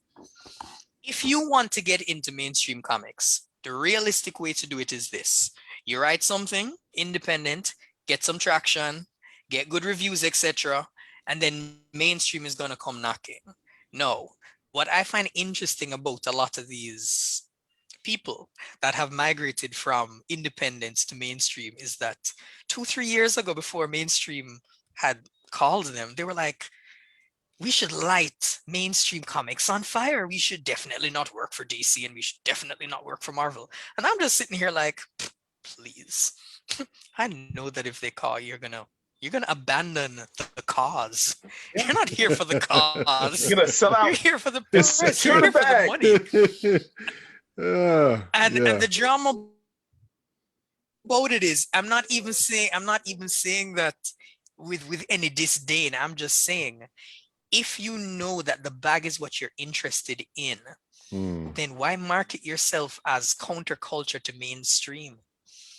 It just Yeah. doesn't make sense to me. Yeah. Because if I was a CEO at Marvel, quite a few of these guys, I can tell you, you can quite literally just Google them or do a Facebook search. Because I have heard them say some things that I'm just like, I don't even know how you in the door. I'm curious to know what type of contract you under. Because I know you can't say some of these things. And maybe 10 years later, the embargo that they're going to have you under, you're still not going to be able to say what really happened. yep. Because it's like that. When I do interviews with mainstream writers, especially for Marvel or and DC, sometimes it gets tricky because after the interview, I have to send the interview to Marvel or to DC or to whoever, and they have to vet it and tell me what I can or cannot include. That's why I don't even do interviews anymore, because to me, there's just so much politics involved. And some Right. of the things that they potentially are going to say, you can't talk about this yet because, it's 2 months away from this. And, we're waiting for this character to be revealed. And I'm just scratching my head like, can I just talk to this person, one human being to another human being, and just let it be what it is?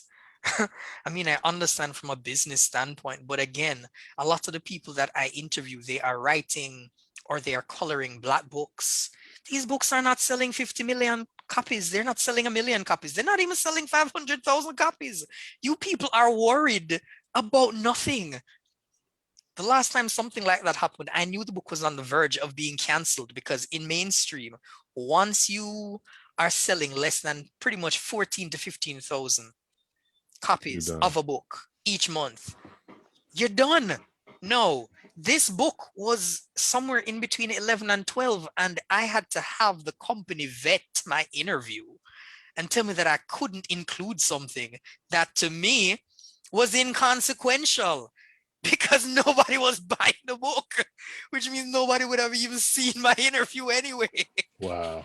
It was just a matter Yeah. of me chronicling the interview so that when you guys are here and you want to do a history or fact check, you can go back and check it. It's there.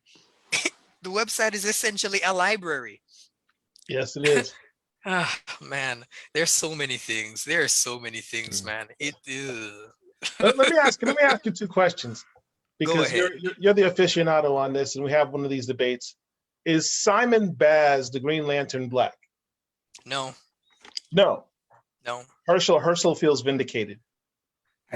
Listen, Here's the thing. Here's the thing. I initially did have, when I saw him initially, within 10 minutes of seeing him, I had a character biography up. And then I read the first 3 issues and I reached out to the creators, etc. And they were like, he ain't got no black blood in him. This is Okay. pretty much just an Arab dude. So that's my Despite second the question. fact that he is, yeah. So leads to my second question. You mentioned Jeffrey Thorne as a good writer, and he's now on Green Lantern. And Green Lantern currently has 3 black characters in it. You know, You're talking about Kid Lantern and whether or not she's black? Is that where you're she's going? black. Or I mean, her hair is are you kinkier talking than about Herschel's. Sojourner? Which one? I'm talking about Sojourner is black. Oh yeah, she's definitely black.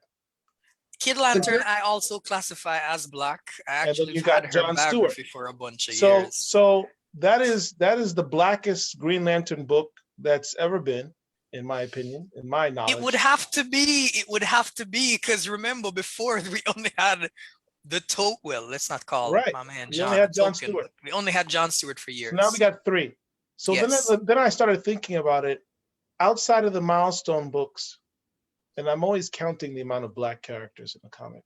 Has there ever been a DC book that's had more than 3 black characters in it? More than 3. Or even 3. Have you ever had a team book that had 3 characters in it? I'm not sure about 3, but I remember Dwayne McDuffie's Justice League had Vixen and John Stewart. At the same time. At the same time. 2 is usually the max, is my point. Yeah. We have a book here that has 3. Has that ever happened in DC before? No. That's why I consider it a pretty important book by itself. It is. I have read the first 2 issues. I was going to review them, but again, the time, I keep talking myself out of, reviewing quite a few things, because the thing is, I know a lot of these people, and I know for a fact that I've burned quite a few bridges because I just tell it like it is. And people get really offended. I don't know why they get offended. I'm cool if someone goes on the website and they're like, dude, you are a hack. I'm cool with that. It's a blog. I'm an educator. I don't proofread the things that I type here. I go here and the thoughts jump off my fingertips and I just post. I don't take it. Wow. I'm not offended by it. I mean, I'm not offended, but a lot of these people, they can't take criticism very well. Yeah. The non-black creators, they take it very well. I mean, I think when David Liss was doing Black Panther, Man Without Fear / Most Dangerous Man Alive, I took him through the ringer, but I interviewed him and it was a non-issue. He didn't bat an eye. It was kind of like, yeah, my book needs this promotion. No problem. You're a cool dude. Yeah, we talk, we chop it up. Quick, easy, fast. It was just a beautiful thing. Same thing with Jonathan Mayberry, who did Doom War and the second half of what was that? Black Panther volume. I don't remember the volumes. There's so many goddamn volumes now. Yeah, that volume where Shuri took over as Black Panther. Yeah. Those dudes it was very easy. Very, very easy, very simple. And I mean, I didn't have to have a follow-up email. Some of these other cats, I can tell you, they send the documents. Some dudes will write their answers on a piece of paper and take a picture and send it to you. And now it's my task to type it. Was John Mayberry black? Free publicity. I typed the questions and I sent it to you. No, white. Oh. Mayberry's white. David Liss is white. Oh. Mayberry sounds white. Yeah. That sounds like some Andy Griffith things. Crazy. What's so wrong with you? But the thing is, both of those dudes, they are really cool dudes. Yeah. It's interesting to me that I run a website like this, and some of the easiest people for me to work with are people who don't look like me. The people who look like me, God, we got so many issues. We got so many problems, man. You know why though, right? A lot of it is a turn to, hey, you're black, I'm black, you're supposed to just help me out. give me a pass if my work might not be up to par, because we gotta look out for each other. Whereas the white guys are more like, you're not the end all because you, and they you know, it's crazy. It could be because you're not the end all because you're black and I'm white. And so I'll take some of the criticism, but black folks is like, bro, I'm trying to climb up the ladder.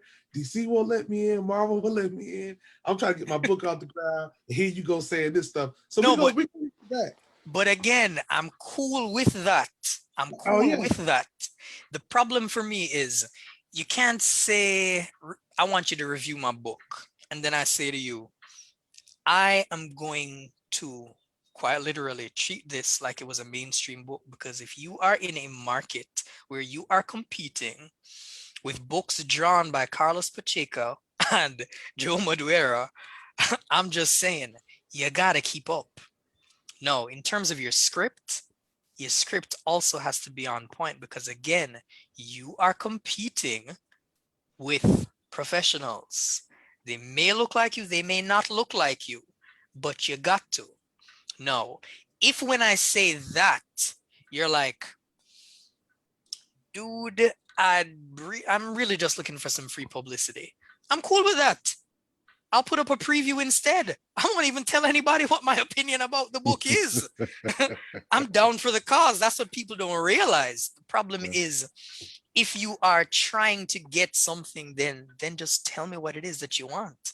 Because again, when I want people to be interviewed by me and I say people send me your character biographies, I'm quite literally saying nobody else is interested in you and your work. They're not CBR, not Comic Vine. I've seen a bunch of other people pop up nowadays, and I'm just like, I'm cool if you want to go to them. The drama about it is, I'm just trying to get the word out. Because again, I may not like your book, but 20,000 of my fans may like your book, and they may buy your book. And that's cool. There are movies that have made billions of dollars that I don't like. It don't mean nothing. I'm just a dude who didn't like that particular piece of work. It is what it is. It's just that, again, there's this high level of sensitivity, and I think there's not a high level of transparency. Yeah, I think as being a professional, you know, they look at you as an influencer. You will have the site. Ain't no, I mean, Comic Vine and fandom, and those are the three things that I hit. Well, Wikipedia, I've edited Wikipedia. So, yeah, Wikipedia is no longer the place to be. It's not, but if you want a quick little hit of reference, if you type in Luke Cage, the first place it'll take you to is Wikipedia. But if you want to dig a little deeper and get information for Black folks, you go to World of Black Heroes. Comic Vine is cool or whatever, and fandom is like, it's supposed to be from DC, it's supposed to be from Marvel, but it's very, very hard sometimes to find certain things. But Black folks want you as other Black influencer to push them forward for free, and to help them. And if you're being critical of what they're doing in any space, in any, I don't care if you're doing a pressure washer business. If I ain't out there, you know, championing it for you, then you gonna have an issue with me. I get it, but I mean, I know for you, you're like, I'm doing this for free. You know, if y'all upset about what I'm doing, that's fine. And they're not, because they feel like, oh, you can take my book to the next level. Yeah, but also I could also be honest with the 20,000 people that's in the space. And from my opinion, your opinion does matter, because when you do write these reviews, people saying, well, gosh, this guy's got all these characters. He's got all this information. He's a real insider. So it is what it is. I mean, don't bring your stuff here if you don't want the truth. I get it. So. Talk about throwing no, but shade. that again is man, it's tricky, because again, I get on a daily basis. I'm inboxed. Man, my email has never been empty. I get scripts, I get a bunch of things, and I just don't have time to read them. And if I do read it, I'm gonna give you feedback. If you say to me, if all of you came together and you were like, okay, fine, we're gonna create a comic book universe. Here is how we are going to do it. And you said to me, Ryan, what is your opinion? I would shoot straight with you. But before I shoot straight with you, I would same thing I've done here. I would rephrase the question. I'm like, do you on night critical as if I was judging DC or tone it up or tone it down? Because there is a really famous artist who I can tell you that he, if I lived down the street from him, I wrote a review of a book he drew, and mutual friends were like, dude, if he could walk to your house, he would have punched you in the face. Yeah. And I'm like, it's that serious? Is it really that serious?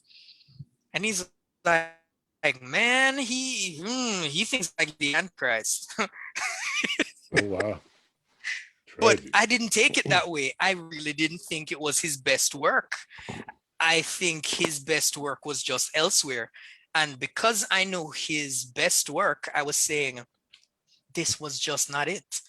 And because this was not it, I probably used some colorful metaphors to describe. As you're talking about these reviews, man, maybe not Milestone, but when certain books come out, hoping you don't mind if we hit you up and ask you to post a review here, or even come on a live with us, because I want to hear this smoke. You know what I'm saying? I want to hear what you got to say about some of these upcoming books that's coming out. I mean, like I say, maybe not Milestone, but if you want to go there, that's fine. But I would love to sit back and critique these things with you, or listen to your critique. Listen, I am going to ask you this question, because this is obviously. So do you get a chance to lecture a lot at campuses, university, about Black superheroes, this, that, and third? How has that been for you? Not Black superheroes. I tend to keep my professional life and my blogger life very, very separate. I've had offers multiple times, but again, I typically don't mix the two, because how I am in each sphere is different. Even though I keep watching myself on the camera, reminding myself that, I can't say some things, that promotion's there in the back of my head. So I try not to do, but where I'm in, there's not a big demand for what I do on the blog. In America, in Europe, yes, but not in the Caribbean. I don't think the Caribbean is very concerned. They'll have conversations about it on Facebook, but I've had no offers from the Caribbean. So lecture-wise, it's all about technology in education and how do you fix school policy and that type of thing. It's all very academic and very mundane. It's not related to Black superheroes at all. Mr. Wright is like, yeah, it's quite mundane. Let me ask you a question. In regards to the Caribbean superheroes, particularly, when I think about the most popular, I guess maybe of the whole lot would be maybe Brother Voodoo or Dr. Voodoo. What other characters in the Caribbean do you think need to get a little bit more love or more? Stole my question.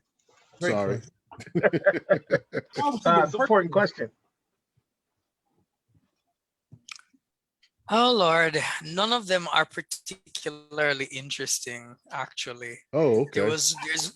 There's one right now in my inbox that I'll have to check before I share with you. But I think that Marijuana Man was made by Ziggy Marley. Yeah, I saw that. That's Ooh, Lord. Woo. Wow. Yeah, that's a thing. That's a thing. I remember when I first saw that comic, I was like, "Is this real?" That was my reaction too. Dread and Alive is a series. It's made by Nicholas da Silva. I can't remember if Nicholas is Brazilian or not. I think he's Brazilian, but it's very Cameroon centric, but it's not Caribbean diaspora. It is what Okay. it is. There's that. As I said, man comes to mind immediately. I'm aware of a couple, but none of them are serious. None of them are mainstream caliber. I think Jasmine Truesdale also has something. Jasmine Truesdale wrote this. I think it's this Haitian superhero, if memory serves correctly. Yeah, but none of the Caribbean superheroes that I've run into, none of them are serious contenders for anything mainstream. They're not even written in that way. It's kind of like Marijuana Man, where it's kind of like a Archie comedy type of vibe. None Gotcha. of it is played for any type of gravitas. Yeah. So yeah, the Caribbean is Okay. lacking in that regard. Well, let me ask you about one particular comic book company, Valiant. What I wanted your thoughts on Shadow Man and Livewire in particular, those two particular characters. Love is about Livewire. Livewire is potentially, all right, she was the first really well-written technopath in mainstream comics, although I guess you wouldn't call Valiant mainstream. In comics, every other technopath before her was kind of yeah, they do. Livewire theoretically is pretty much like she's like a major player because she started off in Harbingers and her ties with Toyo Harada, and then she transitioned into Unity. Shadowman, no, oh god. I have thoughts on Shadowman. Shadowman is a dropped ball in many regards. The relaunch of Shadowman was essentially billed and promoted as if he was the equivalent of a Slayer in Buffy the Vampire Slayer. Yes, in the 2010 run. Yeah, that's how that was the pitch. Yeah. And then he also had his own little watcher, and I liked that aspect of it. The problem that was a good run. The problem is somewhere along the way, things just started moving way too fast. I guess because the sales weren't so hot, they had to compress the story because some of the emotional payoff that you theoretically would have gotten if it was a longer run. Because again, if you are looking at the parallels and you're saying modern day Jack Boniface is Buffy Summers and his watcher is Giles. Right. There was none of that payoff when he died. None, because it happened so quickly. And it happened so quickly, you couldn't even get emotional about it because Jack had pretty much met this dude when you met the dude. And if you don't feel anything, then it's kind of like, does Jack feel anything? This dude's just been here for a hot minute. Yeah. I liked the premise of it, but again, I think it was very compressed. If that series had been expanded to maybe 20, 30 issues, then maybe it could have really been something. But I liked the premise. I liked everything related to it. The initial art was also beautiful. Yeah, beautiful art. Beautiful art. And I enjoyed the dynamic between him and his father. The book opened up with his father pretty much, sacrificing himself, apparently dying. I hope this is not spoiler territory and nobody has. All good. Yeah, the book opens with his father dying and him, being there with his mother and her giving him the charm, and that should ward off, him inheriting the Shadow Man mantle and all of that good stuff. But the book just got very compressed close to the end. Characters started dying. His love interest, again, I didn't feel it. This was not a Buffy and Angel or a Buffy and Spike or a Buffy and Riley type of situation. It was like, this chick is here, so, you're in love with her. And I'm just sitting here like, again, we the readers met these characters the same time as Jack. You're trying to tell us that Jack is in love with this chick? I don't feel it. And I get pulled into these comic books. When I read comics, it's like a movie for me. I get drawn in. The panels flow together and all that good stuff. I hear the voices. And I'm just sitting here like, your mentor is dead, but we hardly knew that dude. This chick you're supposed to be in love with, I don't see it. You slept with her, but I don't feel it. Yeah. Directly after that, when he was trapped in the dead side and he was controlled, etc., that was a good run from start to finish. That was a good run. The relaunch, oh man, there were 3 series. There was that one, then there was the one where his father came back and they dealt with that. Then afterwards, he killed his father and he ended up in the dead side. The dead side book where he is pretty much imprisoned and a slave to the other dude. That's the most excellent run that the character has had thus far. The battle with his father, again, it was better in terms of its emotional depth than the initial series, but the art on that one was weaker than the first series. Yeah. Then we have the other series. Man, there's been quite a few of those.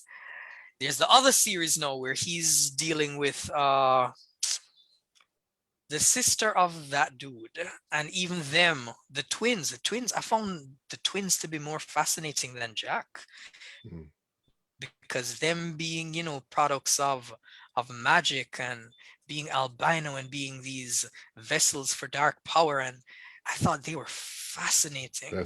And I liked how they interacted with the history of the Shadow Man mantle and how it theoretically could be interpreted as, did that chick sacrifice her kid, all the shadow, or is the shadow actually her kid? Which would make, as I said, it gets kind of tricky. Then you had the one where they tied it to the past. Oh man, there's so many different series. Yeah. That series was also good. Let me ask you. Let me stop you right there and ask you. Yes. Because the reason why I bring up Shadow Man, anybody that knows me knows that I look at Shadow Man pretty highly. I love it. But to me, his predecessor, or he's the guy, in my opinion, or Brother Voodoo, I should say, is the guy who should get the mileage as far as comics. And we don't really have there's not a lot of Brother Voodoo material out there for us to consume. We got more Shadow Man books than we do Brother Voodoo. And I'm just saying that from a popularity standpoint, that, a lot of people know more about Brother Voodoo, but this character, Shadow Man, has been around a pretty good while. But there's not enough Brother Voodoo material. Me and Paul were talking earlier about trying to find right now these Brother Voodoo books or these appearances in Doctor Strange and in other places, and they're hard to find because they think he's going to pop up in the MCU at some point. So I just was curious, how do you feel about Dr. Voodoo's I would say metamorphosis, growth, evolution, or whatever, in comparison to, say, a character like Shadow Man?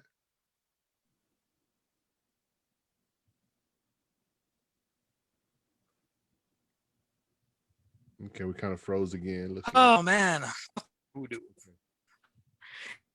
Bendis did a lot for characters of me. Let me wait. Am I back? Yeah, you're back. Yeah, you're back. You're back. Okay. All right. Bendis did a lot for quite a few Black characters. Luke Cage was nobody. I mean, people nowadays would not understand what Luke Cage was. Yeah, it wasn't Bendis. Before Bendis. That's likewise, funny. Brother Voodoo was. It is what it is, dude. It's what it is, dude. No, how Bendis handled Dr. Voodoo. And of course, Brother Voodoo getting the upgrade from being Brother Doctor. Yeah. Semantics, really, but hey, mainstream fans prefer a doctor over a brother.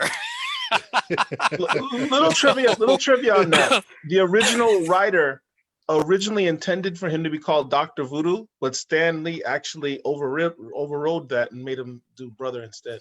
You know why though, right? You know why he did that, right? Didn't want the confusion with Doctor Strange. That and also it was the 70s. Brother. James Bond. James Bond. He wanted to be. It was timely. That's what folks. My brother. See, what you got to understand is it's not about the dark arts and magic, brother. It's all about all that. It was the 70s, bro. It was the 70s. Chalk it up to the 70s. Wow. Blaxploitation at its best, seeping into As I say, the he comics. was always Dr. Voodoo. That's what they called him back because it was the 70s. Well, technically, Eric Drum, was a doctor. Jericho Drum, he did have his PhD a hot minute, so technically he was a doctor. It just wasn't his popular superhero name monarchy. Yeah.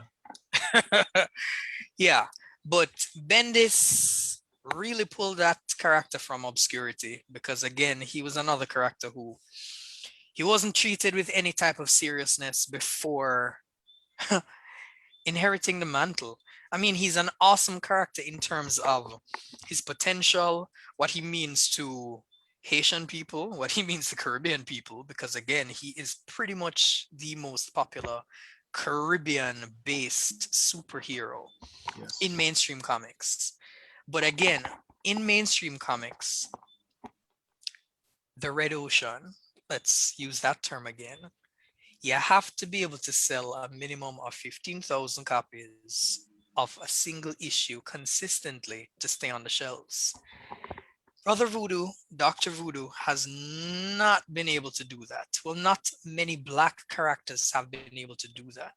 That's the reason why there were so many relaunches of Black Panther. Because, anyway, I'm going off on a tangent. I'm going off in the history stuff. No, that's fine. I think that's great. Yeah, that's the reason why Black Panther kept being relaunched, because when Christopher Priest had it, and I think I have the sales figures on the website as well, because that again is something I didn't see being done anywhere else. So I was like, there is a pattern here in terms of why books are canceled. Y'all just not looking at it. So yeah, you need to be able to sell a minimum of 15. When Christopher Priest was doing it, it languished, but it was pretty consistent around 20,000.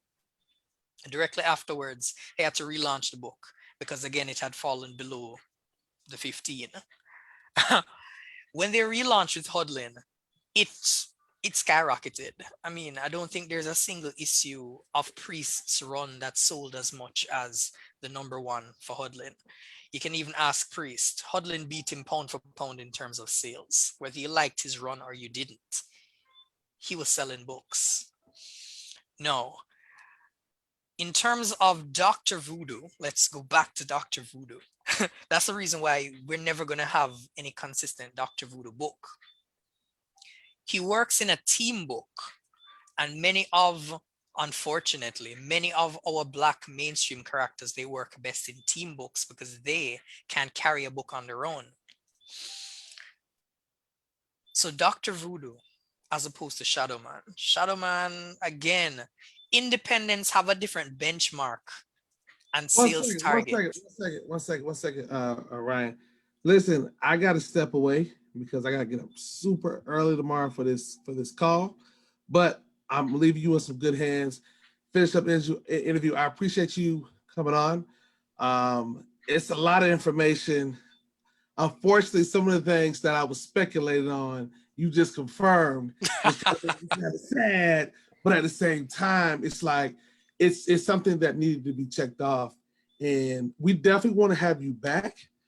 So keep your keep the inbox close. You'll probably hear from any one of us when certain books drop. I mean, if you can't lend your time, maybe lend maybe your review, because I think that's very, very important. You're one of the biggest influencers that we have in this niche, within the niche, because first it's the comic book community, and then it's the comic books. So I mean, you're a very, very key, important role.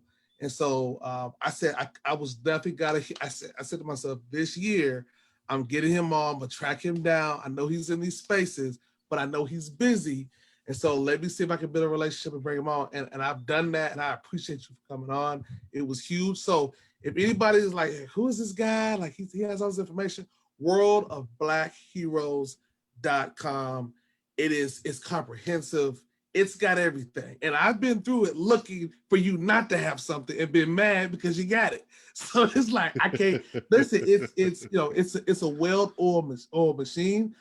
Listen, I don't know what you got coming down the pipeline, but and I know some folks have said, man, you ought to do an app. But bro, I'm gonna be like the 100th person to say, bro, if you had an app with it, like maybe we could talk about that offline and maybe some things like that. But man, that'll be super awesome because I'm pretty sure you're aware of Key Collector Comics. That's a little bit more on the speculation side, but just keep doing what you're doing, man.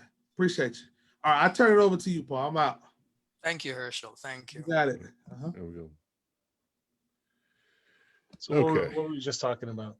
We were talking about Jericho Drum, Yes. Dr. Voodoo, and the initial question was pretty much why do we have more Shadowman content, Shadowman solo content as opposed to Dr. Voodoo? And I was saying that Dr. Voodoo is owned by a mainstream company and they have a sales target. Independents have different sales. Right now, I can tell you if any independent book was selling 10,000 copies per month, very they would be very, very happy. Wow. It's just that mainstream has, different sales targets, etc. It is what it is. But Dr. Voodoo is gonna eventually get his peak in terms of popularity because he's supposed to eventually show up in Doctor Strange. And Doctor Strange, as we know, is a hot brand right now. Well, everything related to the Marvel Cinematic Universe is hot right now. And since they are on the cusp of diversifying in a very organic way, I'm sitting there sharing clearly, your site. at some point, we are going to get... Okay. Yeah, clearly, we're eventually going to get to that point where Dr. Voodoo is going to get his time to shine. Right. But he actually had a solo series. I think it was called Dr. Voodoo. It was a really awesome book. Yeah. Avenger of the Supernatural. Dr. Voodoo, Really Avenger gritty. of the Supernatural, or Showed something him like that. in very... Yes. Yeah. Oh, yes. It had him facing off against Dr. Doom, who wanted the mantle of Sorcerer Supreme. Because, Black people can't have nice things and Dr. Doom not come and knock on your door. It is what it is. Right. So, right. I mean, at this man. point, you could realistically make a case for Dr. Doom being, racist in some capacity. I mean, he tried to invade, and well, he did manage to steal all the processed vibranium during Doom War and all that. And then here is a brother getting the mantle of Sorcerer Supreme, and he's like, nope, you can't have that neither. No, siree, you cannot have nice things, Black people. Oh, yeah. But in Dr. Doom's defense, it was written by Hudlin, but I believe there was this exchange between Doom and T'Challa, Right. where he pretty much shamed Doom because he was essentially saying, while your ancestors were walking around with clubs and eating raw meat and stuff, we were in Wakanda kind of flying around up here. It's like, yeah, dude. It's like, you over here pretending that you is special, but you ain't special, son. Yeah. You're just another club that wielder was, who happens to have found a way to walk upright. Yeah. And Doom took that personally. Yeah. Somebody needs to make that meme because trust me, Doom took that personally, and then he came to Wakanda and he killed his uncle and he imprisoned his wife. Yeah. And he stole the vibranium because he was like, oh no, you didn't. Oh no, you did not just say that the great Victor Von Doom was beneath you. Yeah. Yeah. but it happens. Yeah. Yeah. But yeah, Avenger of the Supernatural was a very strong book from a storytelling art standpoint. But again, the sales figures were bad Yeah. by mainstream standards. So that Wow. got canceled, and there was no follow through in terms of, the story threads that were placed there. Nobody has gone back to, check Yeah. on that. But it Wow. is what it is. And now Yeah, no Doctor doubt. Strange is back to being Sorcerer Supreme, and so Jericho's Yeah. around, but Yeah. Well, he's actually one of the characters in one of my favorite Marvel books right now. He's in Strange Academy. He's not prevalent in Strange Academy, but he is in that book right now, as far as his appearances right now, currently. But I wanted to switch gears a little bit while Paul goes through that. And I wanted to ask you, in regards to the work that you've done on your website, is there anything right now that you like, do you have another goal in mind, or target that you're trying to do, as far as world of Black heroes is concerned? I mean, is there something that you are trying to do or add to what you've already done that that you have on the horizon that you can share with us or whatever? well, I'm gonna start doing more. Well, I'm gonna launch a podcast. Great. I think Herschel will love that.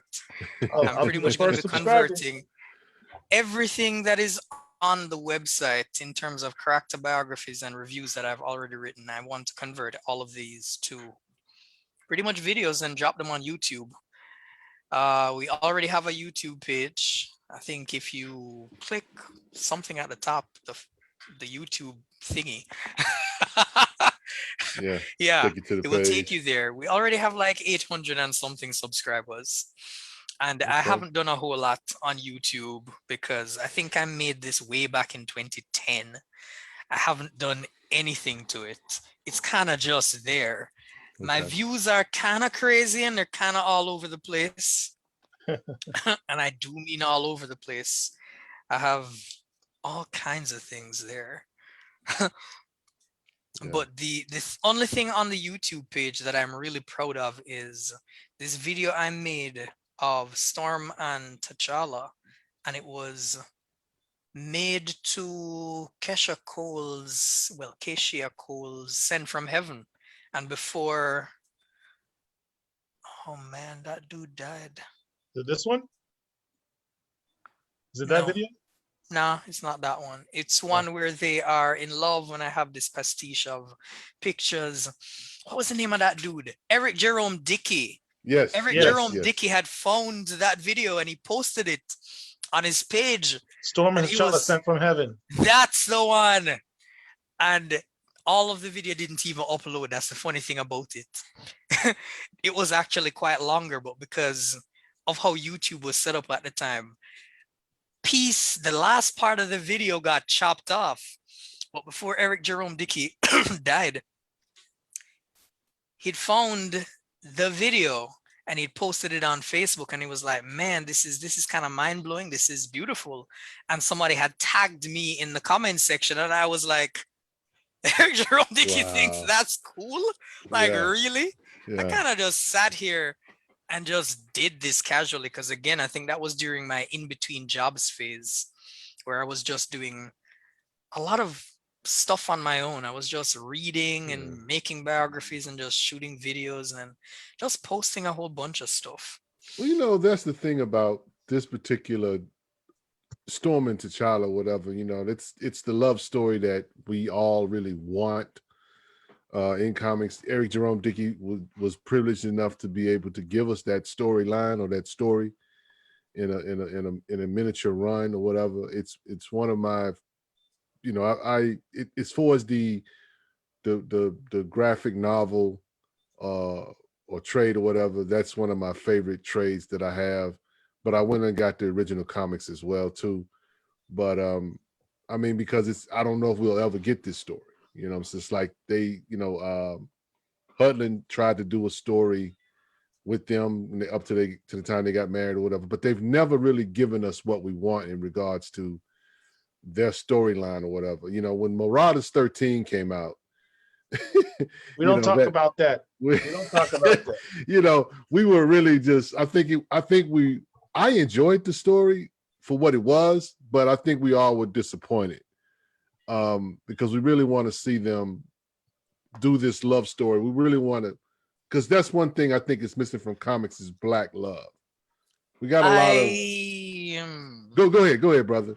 Speak on it. I mean, if you disagree, go ahead. Just tell me what's on your mind. Just Okay. speak. The thing about Storm and T'Challa is this. In theory, they make sense. In execution, it doesn't work. They work as childhood lovers. They work as young lovers, but Right. I don't think they work as a couple in a modern day context, considering everything on both their shoulders. For their relationship to theoretically work realistically, it would pretty much mean T'Challa would have to abdicate the throne, so he doesn't have to deal with all of the stuff related to Wakanda. And she again would theoretically have to step away from everything related to X-Men, because again, I partially agree with that. However, I will note you said you have not read Coates' run, right? I have read it. Oh, you have read it. I have just chosen not to talk about it today. Oh, okay. Because I was going to say that Coates, with all the criticisms that Coates' run has had, one thing I did enjoy about his run is that he addressed that fact. And he reestablished their relationship in an organic manner. They had this conversation where they're like, look, why did we break up? And he's like, look, I'm a king and I put the throne before you in our marriage. And you're an X-Man, a leader in the X-Men, and you'll always be a mutant first before you're ever a Wakandan, and you put the X-Men before being my wife and being queen. They have this conversation in the comic book. It's like, I know, that's the most real conversation you could have as a couple in a comic book ever. And I love that. And they got to this point where that's the reason why they work better on and off. They don't work as they were always on and off, but he got them to this point where they said, look, we're not going to define what we are. We know that we're supposed to be together. We know we love each other, and we're not going to define it. We're just going to go with it and just love each other. And if I have to go out and do my thing, I'll do it. If you got to do your thing, you'll do it. But we know that we're together, and that's all we need to do. And then they elevate her to a goddess status in Wakanda. It was just, that's the one part of Coates' run I did like, is that he did, when you talk about a more realistic version of their relationship, what Coates did is a more realistic version of their relationship, because your criticism is a valid one. Some would argue that that is what led to them breaking up, because in Avengers versus X-Men, it was ultimately the crossing of their two jobs hitting heads, which caused them to break up. So I understand your criticism. I disagree with it, but I understand it. I understand it. And I think Coates addressed it pretty well. And that's another reason why I absolutely hate Vita Ayala's interpretation in Marauders 13. And to this day, I can't stand that. Strange enough, I don't. Oh God, we're gonna be here all night. I swear. if we get in, I don't want to talk. I'm not gonna talk about that right now. Let's just agree to disagree. Gotcha. We are clearly gonna have to have another long talk just about T'Challa and Storm. I'm not going down that road tonight. Oh, I got work in the morning, so I'm not gonna go down that road tonight. Okay, well, let me ask you a question. Shift gears again. Let's do some, I guess, cosmic talk. I'm sure you're familiar with the Bakken clan, correct? Bakken. Oh, yes. Good Lord. Yeah, Bakken. And so we got them in the Infinity Gauntlet 5-shot or whatever. And that's it. And that's all Never we've again. gotten. Never Yep. again. Never And again. that's unfortunate because that's a black superhero family or whatever. First in Guardians of the Galaxy. And it's kind of disheartening or whatever. So I guess the thing is that when we talk about the cosmic side of Marvel, even in DC regards, whatever, where are black people? Because I don't see us. not in a general way. I'm just saying. Oh Lord. Cosmic Ooh, black. That's the Lord. question. Cosmic black. That's a conversation. Well, you could. If we're talking cosmic, black, and Marvel, then it gets tricky. DC actually does a better job with cosmic and black there. Yeah. Captain Universe. Which one? Because There's a black again, one. remember. There's the black female one from the new Avengers one. Yeah, but again, she no longer has the power, so she was. Yeah, she was. But she no longer is. Night Mask. Plus, do you realize that they have turned the Unipower into essentially a light symbiote in the modern day run? So all the Captain Universes were simply bonded with the light symbiote in light of the latest crossover that Marvel has had. So even that becomes something else. Anyway, yes, you were saying there is Night Mask. Night Mask. Don't remember Night Mask. He was the one that was created in the Avengers run. That dude, the dude of the moons. With Starbrand. They had a book called Night Mask and Starbrand. Yeah. I read that book, but it wasn't as good as it wasn't it that good. And it didn't very, last very, very obscure. I mean, it's very obscure. Yeah. Yeah. Because remember, Night Mask was created by Hickman during his Avengers run. Right. So again, he is very limited in terms of popularity. That's probably best way to classify it. There's also this android dude who, when he was human, he used to fight against Shang-Chi and a bunch of other dudes. He's also cosmic, but that's probably just it. I don't even remember what the name of that Midnight Sun? With Midnight Sun. Because he got an upgrade from the Kree. Exactly. So he again would clearly be cosmic, but other than that, Punch Silver Surfer. For Marvel, no. Marvel's kind of losing on the cosmic black side of things. You could now argue that Storm is a cosmic character. Well, we'll see what kind of upgrade she gets. Storm is universal.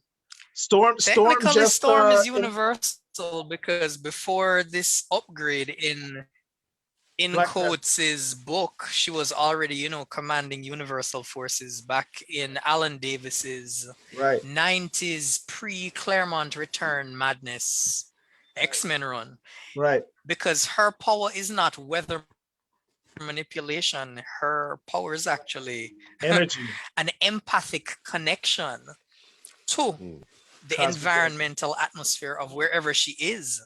So if she, regardless of the planet she's on, she'll be able to do weather-related things. But if she's in a place where the physics are completely different, then her powers will still do something. And when she's in space, she can control if she's not on the Earth, forces of energy of cosmic space. space. It's trickier than that. Yeah. Exactly. So that's three. So that's three total. Wow. Can't think of anything else. And don't forget the Bakian family. Yeah. You have to include the Bakian family. Come on. Give Marvel the Bakian family. Yeah. The whole Bakian family. That is what, the father, the mother, and the daughter. Yeah. It's just crazy because there are all these characters, and yet we look at and we talk about Afrofuturism or whatever, and going back to Black Panther, the last run that Ta-Nehisi Coates did, which could be considered, some Afrofuturism in that regard, and which is why a lot of people didn't, I think, like including myself, received it well. I had issues with the Intergalactic Republic of Wakanda. Just Can we because. save? Let's save that for another time. Let's save Yeah, that's a everything whole other related to discussion. Coach Okay. for We're another gonna time. bring him. That's We're a gonna bring him discussion. back. Just to We're gonna have a special live post issue 25. We'll have a special live. We'll bring Otis on too. Yeah. I mean, it's just that, again, we talk about Afrofuturism in comics or whatever. That's the quote unquote thing now. And, trying to find books that, as far as a collector, I guess you get more on the manga side maybe than you do on the comic side. So I'm just curious, what Afrofuturism books that you are aware of that we should be on the lookout for, or that we might find entertaining?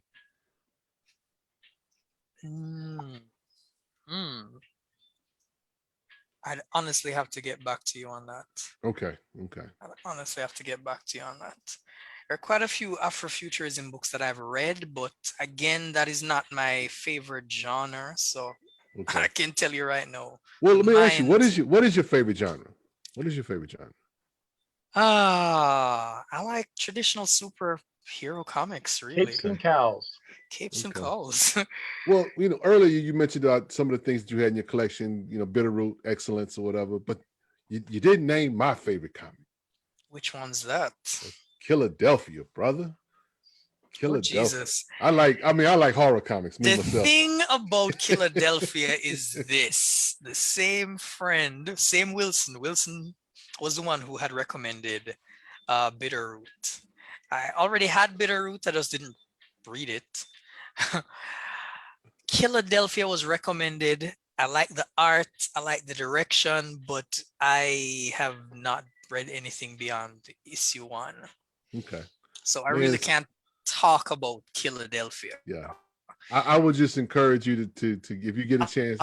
Wicked plus Divine. That's an awesome book. Okay. Yeah, I know about Wicked plus Divine. If you people have time, get Wicked plus Divine. Is one of the best books I have ever read. It deals with Wicked plus Divine. I loved everything about it from start to finish. Now, I was gonna say it just ended not too long ago, right? It did end not too long ago. I think it would make a beautiful Netflix series. Yeah. It definitely has that vibe. It definitely has that vibe. It has that vibe, more so than probably the initial American Gods, but that's another conversation, which we probably shouldn't get into. Because season 3 of American Gods was interesting in how woke it went after it had, kicked certain controversial brothers out of the series. But anyway, I checked out. I'll be honest with you. I checked out of it when Mr. Nancy was gone. I was like, you know what, I'm out. Yeah, I didn't watch season 3 until I think last week, and it was more for completion's sake, because I was thinking, okay, fine, since this theoretically has a bunch of Black characters in it, I'm gonna have to read it so I can write the biographies and drop them on the website. So for me, it was more research purposes than, I'm interested in it. Oh yeah, Wicked and Divine it's beautifully written, beautifully drawn. Yeah. And especially if you are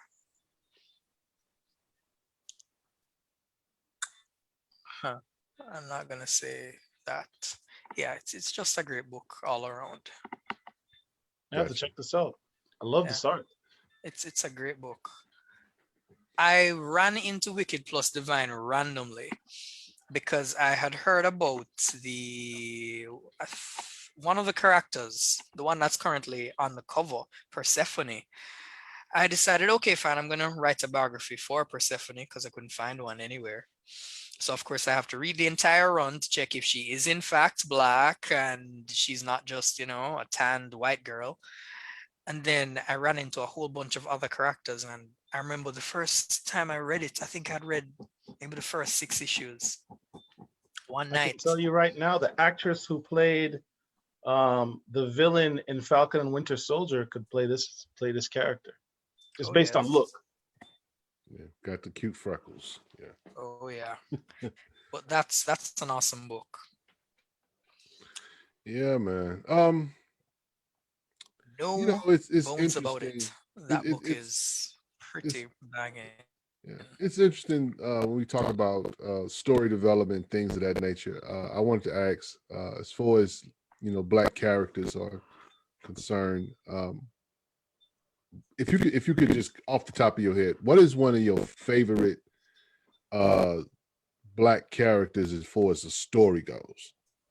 It's like how you pick up a comic book, you read a story, you invest into this character, you like this character's story, what I'm saying, the development of it, that kind of thing.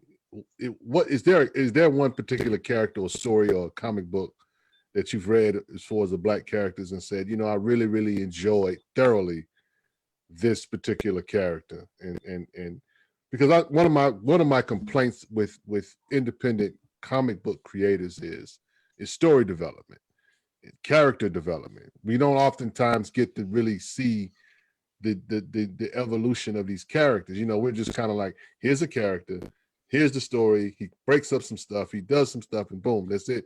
And if we're lucky, we might get issue 2. So I'm just curious. Can I add to your question, Richard? Can I add to your question? What because this page is about Black comic collectors primarily. What as a Black comic collector, in your opinion, is a must-have? What you have to have in terms of story, as Richard said?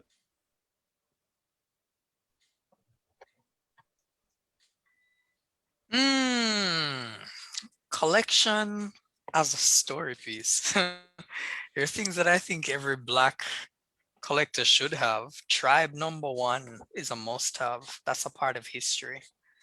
That is quite literally history in your hands. And when Larry Stroman eventually kicks the bucket, I can tell you that is going to be priceless. Because there's maybe 2 million copies of that in circulation, and many of them were bought by people who didn't even know what it was. So those don't exist anymore. I don't even know if they're currently doing any reprints. I definitely know they're not doing any reprints of it over at Image. So Tribe number 1, Tribe 0 is like a collector's item, because that I don't even know if there's 500,000 copies of that. Haven't even found that myself. The entire Tribe run, that would be like 3 issues, 4 issues. 0, 1, 2, and 3. And I've only seen one. Tribe 1, 2, and 0. Is it 0 or 3? Oh, characterization. Savage Dragon is pretty by Eric Larson. Savage Dragon by Eric Larson. The son is currently Black. The star of the book. He is pretty much half Black, half alien. His mother, I like his characterization badly. I mean, that's a pretty naughty book. You wouldn't read that book with your kids. No. Savage Dragon is. But that's an awesome book. Okay. It's a miracle they made it into a kid's cartoon. Think about it this way. If you thought Savage Dragon was naughty in the 90s, you have seen nothing yet. You have to read the entire run with the son. It's crazy. I mean, it's one of those books where if I read nothing else, I gotta read that. If I'm at work and I know it's out digitally, I'd rather pay for it digitally and buy the physical afterwards. I'm sitting up. Think about it this way. I'll just give you this little piece of a spoiler. It was so crazy. At one point, I'm there. I'm in my class. I realize the issue is out. I'm like, bam, I want this. The students are there and they're doing some type of quiz. And I'm there and I hit a page and I just like a schoolgirl in the middle of class. I'm just like, bloody hell. And I start coughing and everybody's looking at me and I'm just like, I don't even know why would I open this while I'm here in this room? It's like, this is crazy. And I'm just laughing my ass off because I'm just like, this is crazy. But this is crazy fun. Yeah. Yeah. Yeah, you Okay. should be reading Eric Larson's Savage Dragon. Yeah. It's mind blowing. Yeah. There are things that happen there that I'm just like, I've had a crazy life. I've done some crazy things as a teenager, but man, Mhm. this is crazier than that. Okay. Okay. So Savage Dragon Yeah. definitely. Okay. Excellence is also good, but Yeah. somewhere recently I've kind of lost. It's lost me somewhere. It's kind of getting that same Shadowman vibe where things are kind of speeding up a bit too fast. Yeah. Yeah. Yeah. There's an interesting part of When they it, and drag it up, some things work better over a long haul. yeah. Well, But I think it's yeah, weird too. initially it was.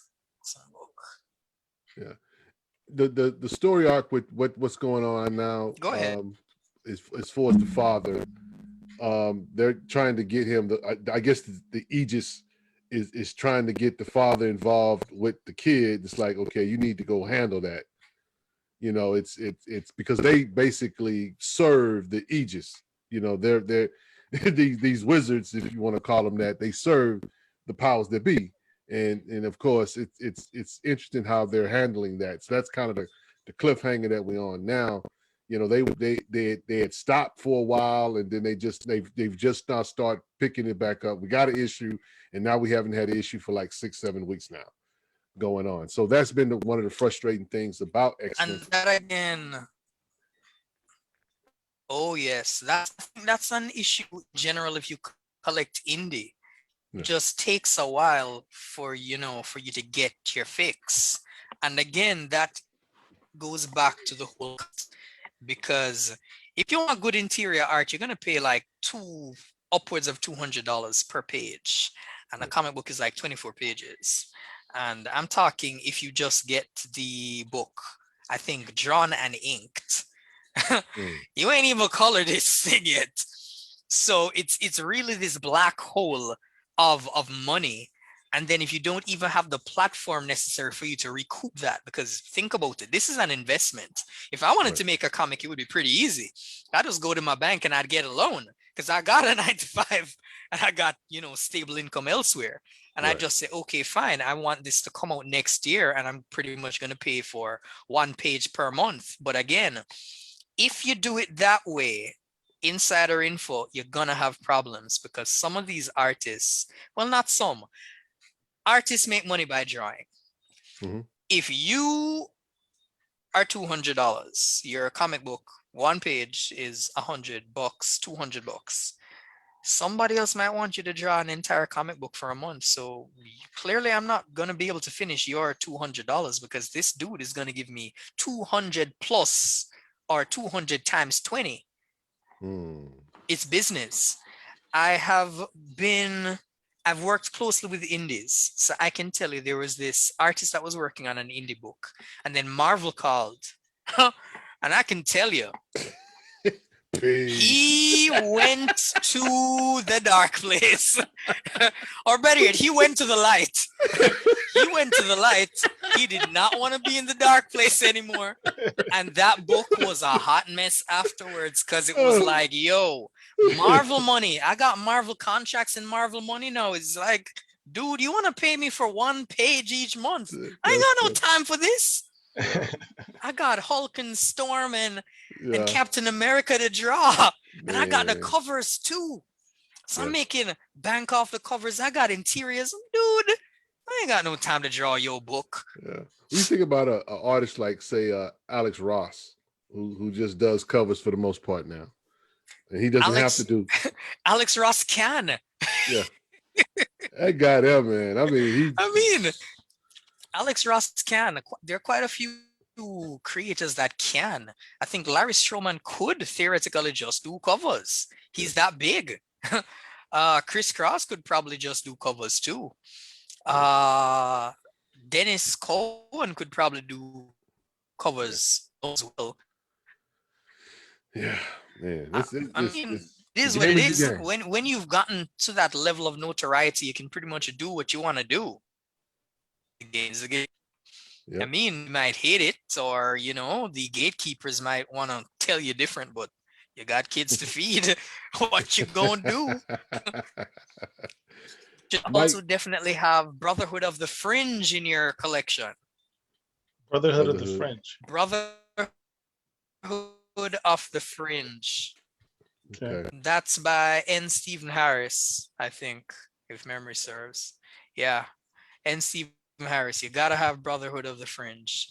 Who's the That's a publisher work on of that? art. Anyone? Man, you'd have to go to the website and check. I have no Okay, idea. okay, I got you. I got you. We'll do that. We'll do Can't that. remember that part. Okay. One Nation is also good. One Nation is also good. I think that's where Paragon comes from. And Paragon is a pretty awesome aesthetic in terms of his soldier garb, and then he has his head wrapped to the American flag, and it comes like this cape. Yeah. One Nation. Cool. Well, definitely. What else can I think of? But as I said, though, I have pretty much an indie mixed with mainstream list every single year. Oh, Brother Man. Yes. Yes. Yes. Everybody needs to have Brother Man in their Yes. collection. Yes. You gotta have Brother Man. Yes. I've only Guy got two. I've only Sims got two and top Dawood. issues. I got the full run, so yes. Yes. Yeah, I was leaving. That's why I said I only have Wow. two issues. That was my segue for Richard for his claim to fame. I got the full Brag and run boast on about that. his collection. I mean, yeah. but it's a historic book. I mean, it's the art's incredible in it. The aesthetics as far as the passion behind the book. I mean, the stories behind the book is incredible by itself. But yeah, that was when I was able to get all the issues or whatever. It was definitely a grail moment for me, because that's one of the books from the 90s that I have to say was, I mean, you know what I'm saying? It really, when it came out, I mean, the fact that it was just different, that it was hip hop, it checked a lot of boxes for what it was. So yeah, Brother Man is definitely. Brother Man is, trust me. Concrete Jungle is another one. Mm-hmm. Yes, I have the first issue of that. Concrete Jungle. That's done by Erica Alexander, right? Yes, sir. Yeah. You also should definitely get Nighthawk, written by David Walker. Yes. I'm not a major fan of the art, but man, that book give me chills. Yeah. That book give me writing chills. on that book, because you can't read that as a black man and just not feel something. Oh man. You know what? That book. You know what's funny? They just brought him. I guess they just brought him back in the Heroes Reborn, right, Paul? Yeah, but not the version that I know he's not the same version, but it's nah. I don't different dude. But I'm different guessing, dude. Let me ask you guys this: What do you think the conversation was like when David Walker turned that book in to Marvel? Like, really? Let's go. I don't even know. I was kind of shocked that they put that out. No, but here's the interesting thing about it. Think about it this way. Don't ask yourself, what did Marvel say? Ask, what did he not get to include? That's what you need to ask. Yeah. Because oftentimes when you have this high level of freedom, they'll be like, it can't be published because you did this, and you're like, but it services the story. Like, we can maybe get away with doing this, but not this. So you gotta get rid of this, and you're like, okay. So sometimes there's a compromise that you come to where you're like, okay, he can break the racist's kneecaps, but he can't, kick him in the nuts, or he can't castrate him. Or like, okay, yeah, kick him. Yeah, don't decapitate him, don't castrate him, but you can break his kneecaps, you can do some other things. Wow. Yeah, that book. Yeah. Ooh, Lord. That book. Yeah. Divinity is also a good book. Yes. That's Valiant from Comics. Valiant. Yeah, Valiant. Yes. Mm-hmm. Definitely Valiant. good. The divinity and the eternity that goes right past Yes. it. Yes. Yeah, definitely.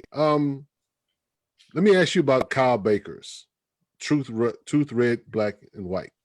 Is it black, red, and white? What is Red, it? white, and black. Red, White, and Black. Truth by Kyle Baker. What are your thoughts on that particular book and how they brought it out in the Falcon and the Winter Soldier? I mean, because that's a book that's been around. It's been in collections for years. No one's ever talked about it. Now that book is for number one is like $200-$300 right now. Oh So- yeah. That book was eventually going to blow up, whether it's made it into the Marvel universe or not. Yeah. Because that book is powerfully tied into a dark part of American history. Yeah. And the fact that Very it well phrased. also tied into the Captain America mythos Mm, also meant that regardless of acknowledging it, it's always been there. It hovers. Everyone is aware of it. Every Black creator is aware of it. Think about it this way. Every issue of that comic is reviewed on the website. But every single fan isn't aware of it. But when you think about, perfect example, you have the wedding of Black Panther on Storm, Mhm. and he comes in his wheelchair. And for the average person, Yeah. it's just kind of like, Yep. it's just a dude in a wheelchair. But there is this reverence for the character and the writing done in that book By right Cage. across the world, right across the world. Because again, this isn't necessarily just American history. I can tell you my Black Russian friends, they can tell you stories. My Black Italian friends, they can tell you stories. In the Caribbean, colorism is big. Yeah. I mean, there are things that I can do and say and get away with as a brown dude with pretty hair that somebody else just wouldn't be able to. It is what it is. So I enjoyed how it was tied into Captain, well, I guess it's not Captain America and the White Wolf. Not yet, anyway. Falcon and the Winter Soldier. Yeah, it was. I enjoyed it. I expected to have a flashback, but again, as the series went on, I was like, no, this would not be the place to do that. A flashback would be a disservice. This is something that you theoretically put out at a later date as a miniseries. Yeah. And I'd rather it be a miniseries than a movie because, again, you don't want to go to a 3-hour movie. I know I don't want to go to a 3-hour movie. Screw that Zack Snyder 4-hour movie crap. I ain't into that. No. You need your I'd- bathroom breaks and popcorn breaks. Man. Yeah. I'd rather it be a mini series where we have enough time to delve into how that has impacted him, his personal life, his son, his grandchildren, his wife, the community, the whole 9 yards. Yeah. So I enjoyed the reverence that was paid to it in the series. Not to mention think about it. The actor who played Mantis, like, wow. Yeah. Yeah. Talk Carl Lumbly. about a throwback. Talk Yeah. about something that, resonates and reverberates throughout Oh, the entirety of Black consciousness. I mean, man. just thinking about it, I get goosebumps. It's Yeah. really one of those things Now that I will really, say I'm that they very proud of that. Yeah. Trust me. Is I really think one of the comics, defining moments. whether it was Go ahead. DC or whether it was Marvel, they missed a golden opportunity. Mantis should have been a comic book. But who you know. owns the rights to I don't know. But I Okay, just okay. if you go back and just watch those episodes, you can even watch most of them on YouTube now. You go back and watch those episodes. I mean, man, that stuff Mantis was came phenomenal. out on Fox, so Disney would technically own it. Which means Marvel. Depending on how the contract was set up, because Yep. don't forget, technically, Marvel also owns everything related to Malibu, but because of how the contract was signed, they can't reprint anything. Mm, So again, it depends on those contracts. yeah, It's tricky. It's trickier than people might think. Trust me. man. I tell you. Well, look, brother, we've had you here for over 2+ hours, and I think we need to go ahead and respect, your time. And we want to just say thank you. Paul, if you don't have anything else, or if you want to ask them before we get off here, I think it's just appropriate for us to go ahead and shut it down because it's after 10 o'clock here where I'm at. And so what time is it there, brother, where you are? After 10 on my side too. Yeah. So it's after 11 here, so my wife's probably looking for me. Want to thank Somebody you. is sleeping on the couch tonight. Yeah.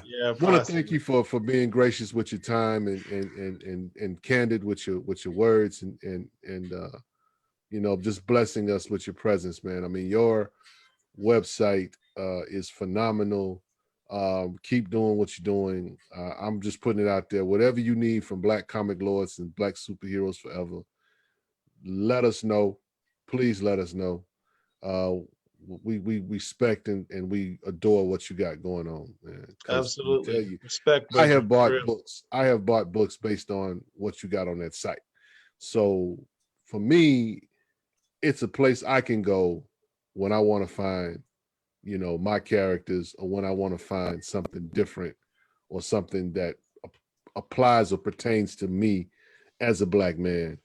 I just want to give you your props, because like I say, 5 years ago or 10 years ago, we couldn't have this conversation. You deserve all the accolades. I mean, you're literally a Black curator of comics. You're the preeminent curator of Black comic history. And that really can't be understated. And you're very humble with it. And I appreciate that. But, I want to give you your flowers for real. Like what you've accomplished is significant and it needs to be recognized. And if there's anything that you ever need from us, you let us know, because we damn sure would love to have you back here. Got to talk about coats. We got to talk about coats. We'll have you back. We're gonna do a big thing on the Black Panther 25 because that's gonna be the last Black Panther until August. So yeah, we're gonna definitely we'll chop it up. We'll chop it up. We're definitely gonna chop it up. Thank you, Mr. Davis and Mr. Wright, for having me. I am humbled by your words in more ways than you realize. I mean, dealing with all the backlash, especially the racist backlash that I deal with on a daily basis. Yeah. My hate mail is wow. My hate mail is I'm pretty sure it's pretty severe. It's pretty severe. I promise you got nothing but love from our end of it. Thanks, brother. Thanks. Okay. Well, look, y'all, we're gonna get ready to get up out of here, man. If all hearts are clear, we want to bid our host and our listening audience good night. Want you guys to be safe. Have a great week, and we will see you soon. God bless. Love you. Ain't nothing you can say to change that. We here. Black Comic Lords, Black Superheroes Forever, here with our guest. Thank you, my brother, for showing up. Make sure we put the link in the website so people can go to it. Yeah. Can we like permanently leave your link on our site so people to reference? Yes, sir. Feel free. We need to really tag that because one of the things that I'm a big proponent of as a collector is that the next generation get this information. Yeah. And it's like I said earlier in the interview that you have assured that that's what's going to happen. And so I know that you're humble and gracious with that, but I really want to tell you, man, your work will go on past the time that the Lord has given you. Yeah. And that's a wonderful thing. Some kid right now, 10 years old or whatever, is going to find a comic book because of you. Going to find his own face because of you. Never let no one tell you that does not matter. Yeah. So please, continue to do what you do. I know you can get discouraged. Just stay encouraged. Hit us up. Whatever you need, brother, we got your back here. So that's what's up. But tonight, we want to just say thank you again. Thank you, Richard. Yeah, you're most welcome, sir. And to all of our people out here, all the kings and queens and in-betweens, we love you. We're going to catch you guys later. Check for us. We'll probably do a live or something on Tuesday or Thursday night. Either way, you can find us here on Facebook. So please check us out. Go to the website. Go to the Facebook page. Go to the YouTube page. Go to Twitter, Instagram and Twitter. We're right there too. So do you have any social media, brother, you want to give out before we get out of here? Yeah, plug your stuff, man. Well, there's worldofblackheroes.com. That's our website. I'm also on Instagram at Ryan the Philosopher Fraser. That's more of a, yeah, that's more inspirational, non-black superhero related. And on Facebook, we're at World of Black Heroes. Okay. And our YouTube page is also, I think, World of Black Heroes, but I haven't been there in such a long time. I'm assuming that's what it is. I think Paul we're also on Twitter, but again, I'm hardly there. But if you go to the website, all of the icons hyperlink and carry you directly to all of my social media. That's the best I can do. All right. All right. Cool. Well, God bless you, man. We take care of yourself. We're going to see you guys later. Y'all be blessed. Bless up, brethren. All right. Good night. Thanks again. Thanks again. Respect.